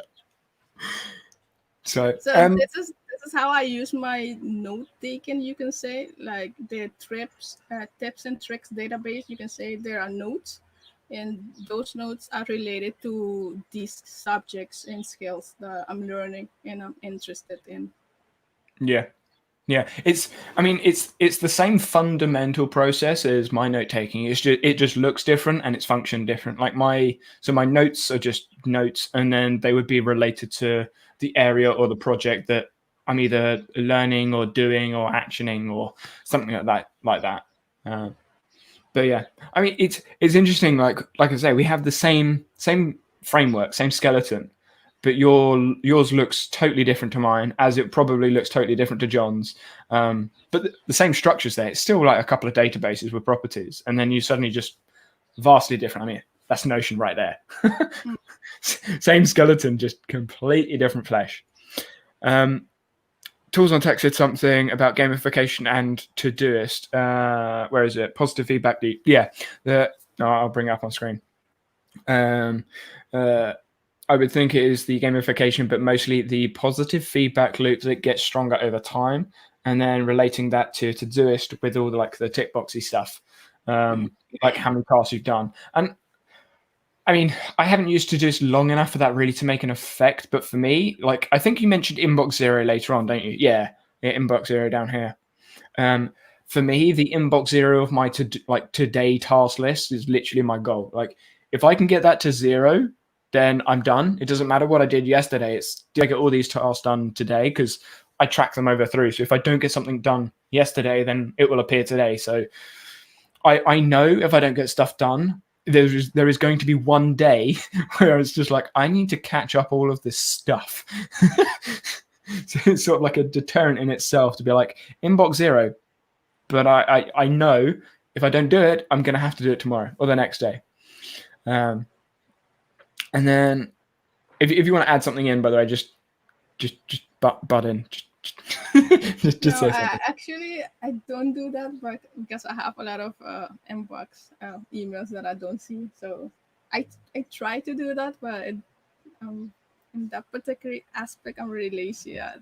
I have never reached inbox zero in my life, so I don't even try it anymore. Every single day I'm at inbox zero in all of my email accounts. It's because I actually I subscribe to a lot of newsletters that I find interesting because I like to see the designs of the newsletter. So in my Gmail, I actually have folders in my Gmail of specific newsletter that I like. And if I like the content of the newsletter, I will favorite. And if I like the design of a newsletter, I will actually favorite. So I'm subscribed to a lot of newsletter. And I never like I have like 100 or 200 emails that I have to see that over the time I get so much newsletter that I actually don't even bother looking at the previous one. So when I have a time, I would just click the newsletter and what I find interesting, I will just save it. I'm similar in that, like, I'm not subscribed to a lot of newsletters, but when I see an email that I like the copy of or I like the title of,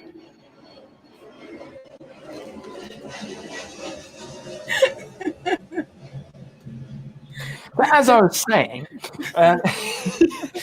when there's like of what was I saying? Oh yeah, the copy of or something part of that email, whether it's like part of an email chain or whatever that is, I will save the email in Notion. Like I'll copy the URL because I use Gmail. I'll copy the URL, put it into Notion as a note, so it'll be my notes database, which I can then relate to like monetization area, and then maybe email marketing that I'm going to do later on, or something that I'm going to look to do, or the copy of a post or whatever.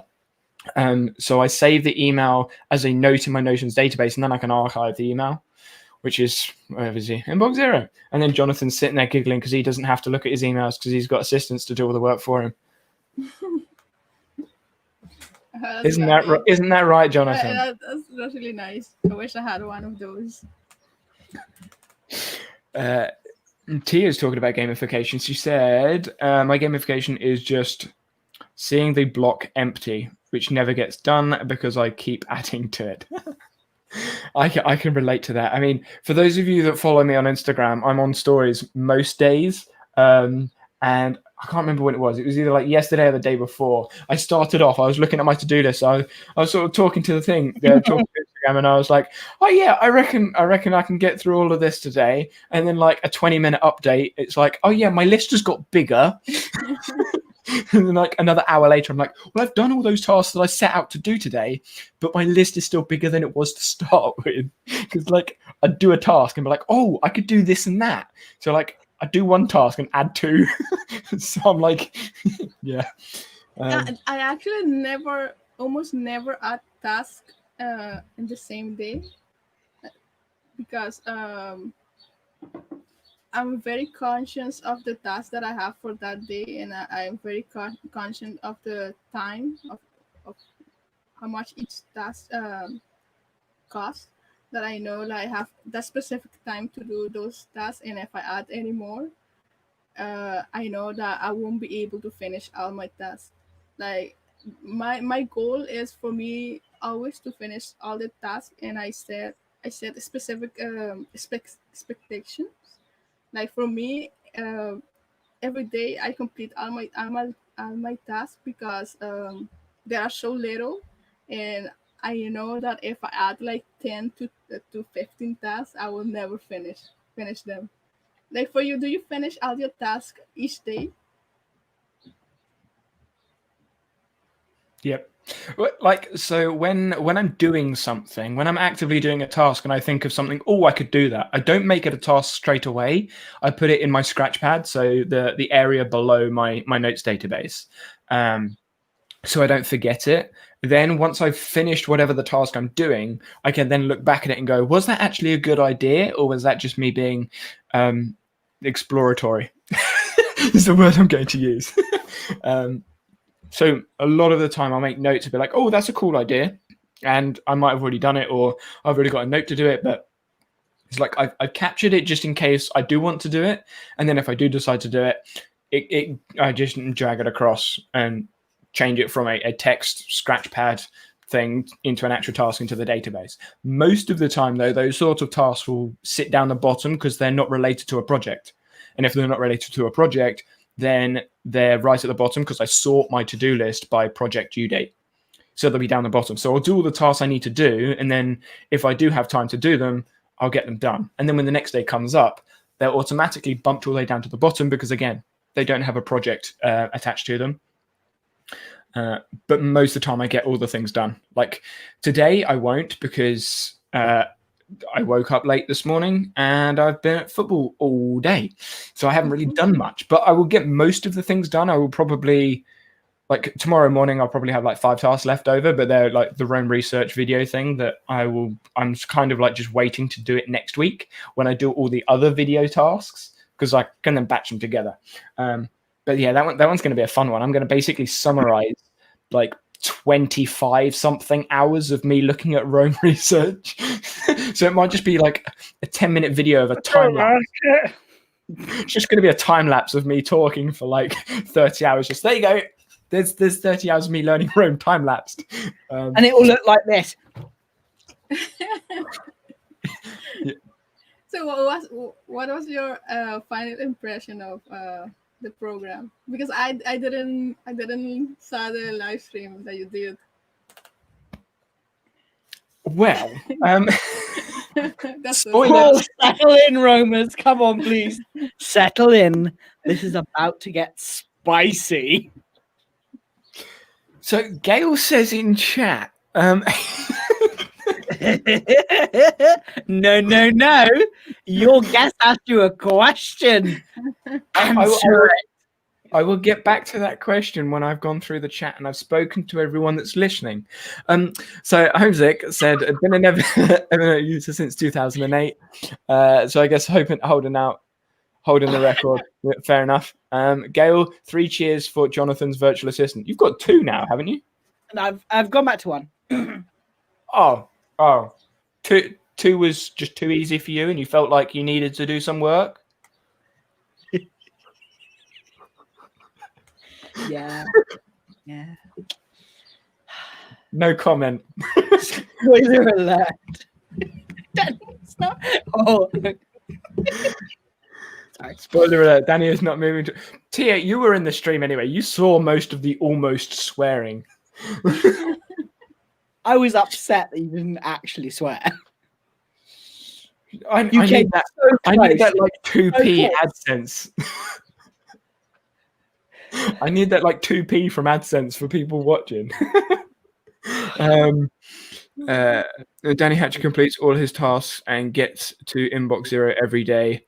Why do I like him again? I wonder that every day. It's because, yeah, I can't find a good reason. I meant to be supporting myself. He did once. Did I swear? Oh, I don't even know the amount of times I got frustrated. I definitely swore when the stream stopped. I definitely swore when the stream stopped. I would have. Oh, the fun! I was watching you. I think I would have swore at you because you were annoying me. Because I could have told you so many different ways of doing it, which would have been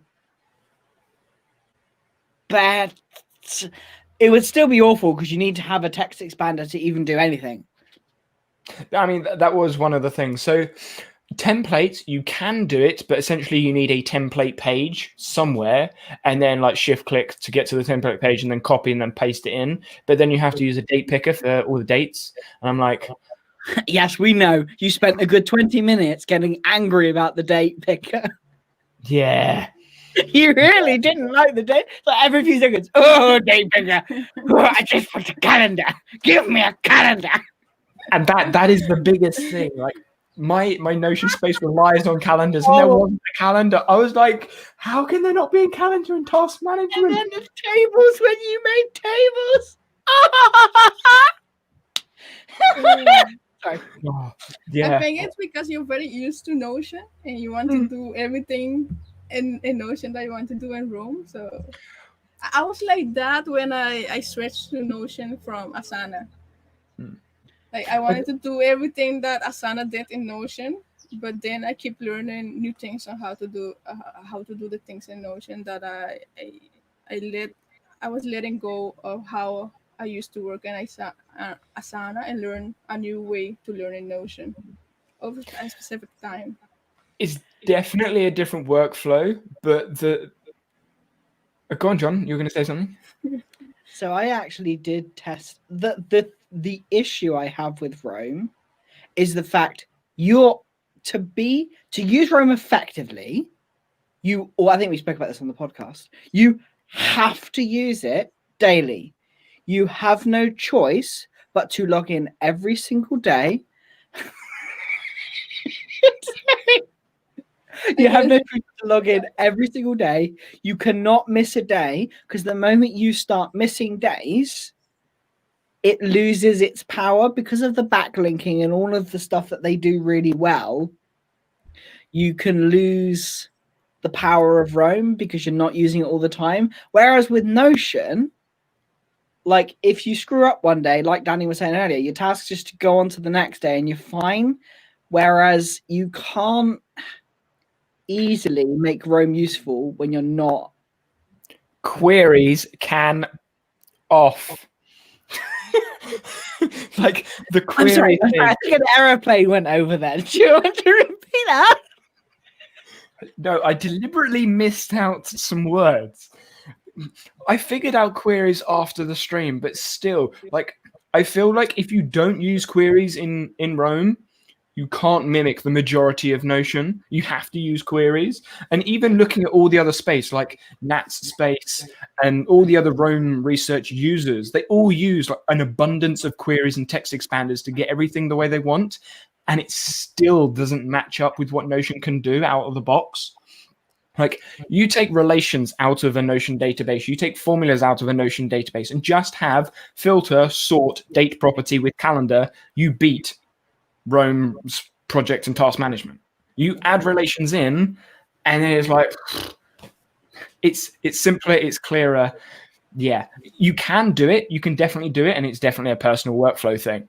And then you can relate it to your notes and stuff. But something else like sorting, I couldn't figure out or find a way to sort things in Rome. Like even with the queries, I'm like, if you can't sort things, you just have a long list of stuff.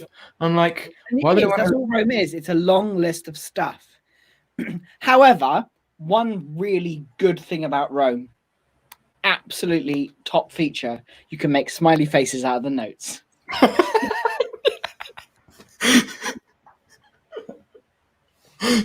So for Roxana, because she didn't see it, I haven't dived really into Rome yet. so you know the graph view, the view with all the dots and stuff. Yeah, I couldn't find a use for it, so I made a smiley face out of the dots. And then it reframed, so it didn't even stay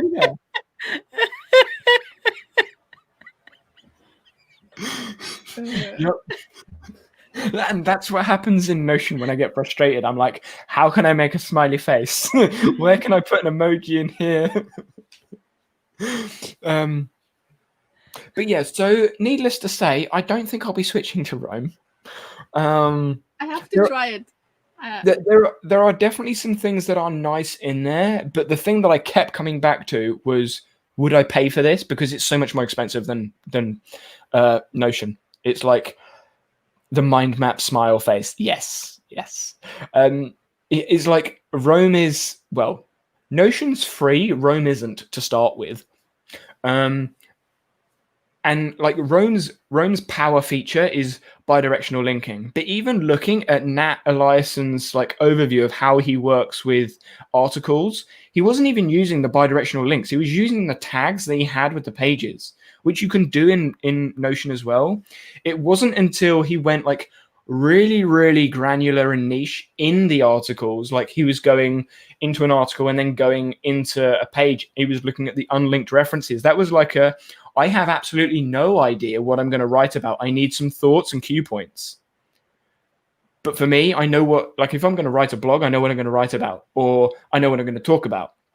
So it's just look at those articles, look at those things, and sorted, done. Jonathan, you've just shared your screen. Yeah. It's not important. You can share if you like. It's just so that people could see how beautiful it is. You've actually gone to my stream just to... Yeah, genuinely. It was just so.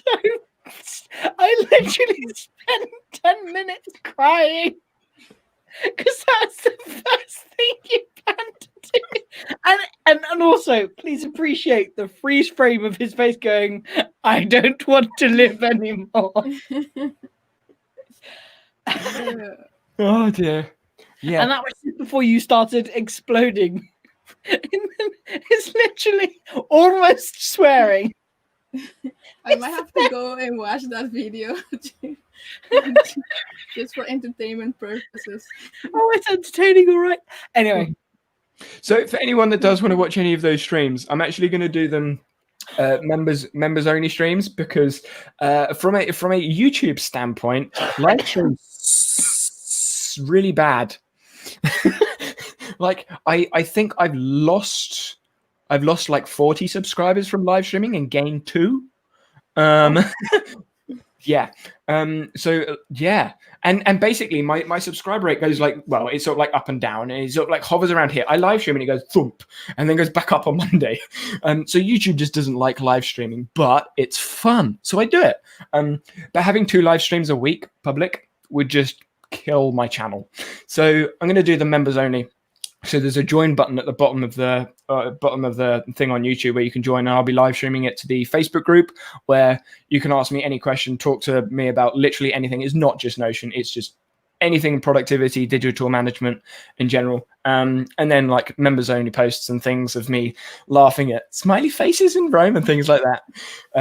But yeah, and I'm looking to explore ClickUp either next week or the week after. And then we've got like Airtable, Asana, and all the apps are on there. So if you want, I'm intrigued by that one, because ClickUp you could very easily, because I've been looking and exploring that myself, like as in replicating it in Notion, and it's not far off your system. Yeah, so it's going to be interesting to see. And the areas and like it has that already kind of built in. It's just renamed to stupid names because I honestly think ClickUp was created to compete with Notion, but that's beside the point. We I will want to see see. how you handle Asana, because Yeah. I have used Asana. I used to use Asana for I think 3 years. No, two and a half. So Yes. I was really like I was really accustomed to Asana, because I used Evernote and Asana together, because I never switched Evernote to Asana, because Asana for me, the note taken, just like no section for note taken. That's why I never changed from Evernote to Asana, that note taken system. But I actually liked some of the things that Asana did for the project management and the timeline that of the projects and everything like that. So I'm really curious what you would think of Asana. Yeah. Well, if you want to see me discovering it live, like I say, just like join the group and then like the members group, and then you'll see everything. And once you've joined, you'll see everything previous, like all the other streams that I will have done previous. So if you're watching this in the future, which is really weird to say because we're live, but if you're watching this in the future, I probably will have already done the ClickUp stream. So all the streams will be available as a member, so you'll be able to go back and see my thoughts. And I plan to do a video summary having done the stream and done some research afterwards. But yeah, so it's not like if you're not a member you miss out. It's just you don't get to see me potentially swearing. Actually, because it's a members only, it won't matter. I can swear as much as I want because it will be a members only stream and it'll be on Facebook in a private group. So that doesn't matter. Danny Uncensored. Yeah. So if you want to get an uncensored Danny going through an application, whew, yeah. Under 18 is not allowed. I can be professional though. I can be on occasion. PP. Sorry? PPs. PPs. That's my turn. Don't take the Hands. PPs away from me. Don't take PPs away from me. Ah, yes. We are adults, everyone. Well, now I got to join just to see Danny swear. Yeah. I'm gonna have to make like a rule like that. Yeah. Otherwise it would just be like every other word. Like the Rome stream. Like every time I took a really deep breath, that would have been a swear word. So go back and count the amount of times I took a deep breath. That would be cool if you if in the live stream we make like a drinking game every time Danny swears. We would drink. We would no one would be alive. The comment section would just be gobbledygook. I'll be looking at the comments like, what language? Someone actually mentioned, I think it was Cameron mentioned about me in what was it? Beep. That beep beep beep. Yeah, that would literally be the stream. Beep beep beep and beep beep beep beep. Cameron mentioned something earlier when he popped in. I'm gonna have to scroll back. Hopefully it's not too far. About me being like 4 a.m. at the pub or something. Do you remember what I was talking about? Or am I just? I remember what you. Yeah, I sort of remember. Scroll too far. Where is it? Is it this one? It was an airplane. Perfect timing. Commercial time. There it is. Danny would be a nightmare at the pub with a couple pints under the belt. That's why I don't drink anymore. That's water, not vodka.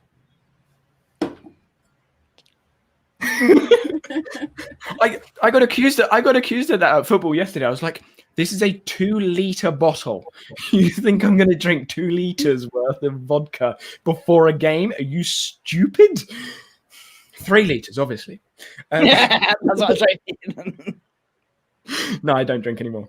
Right. Well, if you also want to hear Danny Uncensored, the streams, the podcast is going to be a good one because he goes.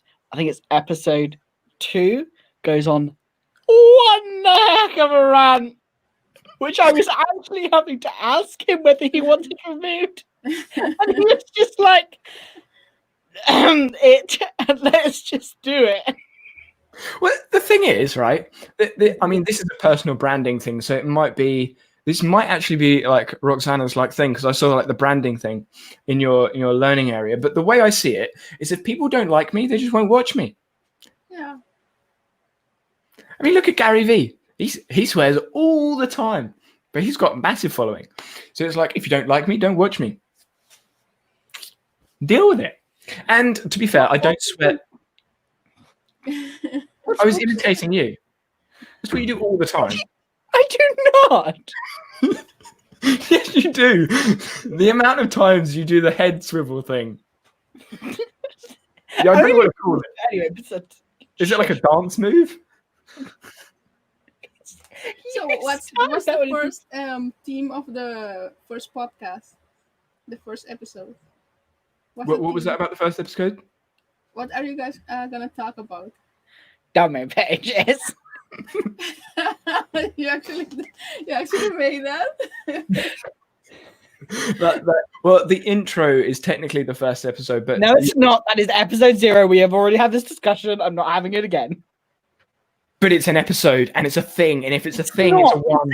It's a 6-minute trailer of us trying to be professional podcasters and failing so bad. It was supposed to be 6 minutes. It ended up being nearly 30. You don't tell people that. Yeah, so the first one's W page. The second one is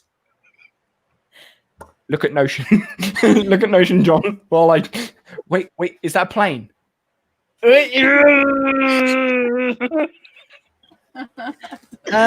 second one is that was a really good one. Navigation in Notion. Yes. See, we can have good conversations. And I think some of the episodes are like, oh, this is like a good half hour of talking, and then just some random joke comes in, and it's like 5 minutes of laughing. Dummy pages is probably the least amount of quality content to us just crying.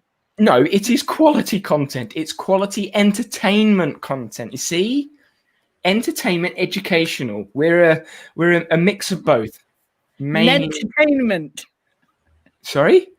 Entertainment is what you called it in the last episode. Notion entertainment. I remember that now. I was like, who came up with that? Who's stupid enough to come up with that? Oh, yeah. You. That's me. And now we've derailed the whole entire stream, which is basically what we do with the podcast. Roxana, your space. The comment section's just gone dead because everyone's just laughing at us. They're falling off their chairs like, who are these idiots? Okay. Right. Well, it has been over 2 hours. It's been almost 2 hours 20. So I feel like this is a sensible place to call it. Would you guys agree? Yeah. Yeah. Wow. Sensible. I never thought I'd heard that word in this stream. I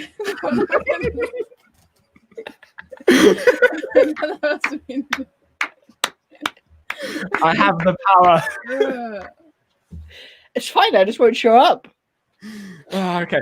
Right. So, Roxana, do you want to sort of share where they can find you and contact you? Probably on Twitter. I'm mostly active on Twitter. You can find me with my username DushyRocks on Twitter, and I have a template that I made of Notion. If you guys want to check it out, it's a library Notion template. I think if you send over the links, I'll put it in the description. Oh yeah, that would be nice. So I actually made it like 2 weeks ago. And it's like my first template, so I'm very proud of it. So if some of you read and would like a template of a library, then see it and see if you like it. Sounds good. Right. Oh, excuse me. That was the worst timing. That's the worst timing. So Oh, Tia has become a member. Woohoo! Good, good.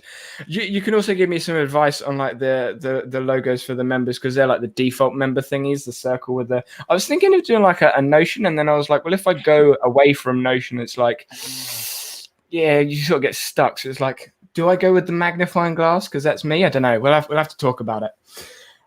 But yeah, so same time next week. It will. Yes, it is same time next week, 7 p.m. BST start time. We are talking about task management. So that one should be interesting. So potentially building some different task management stuff in Notion. But yes, so until then, I assume Roxana, are you gonna like be in chat next week with us? I'll probably be, yeah. Probably. For the first hour and two, then the third one I will space out. Yeah, then it's like I've heard enough of these idiots. Just that's it. Yeah. Right, everyone. Until next week. See ya. Bye. Bye.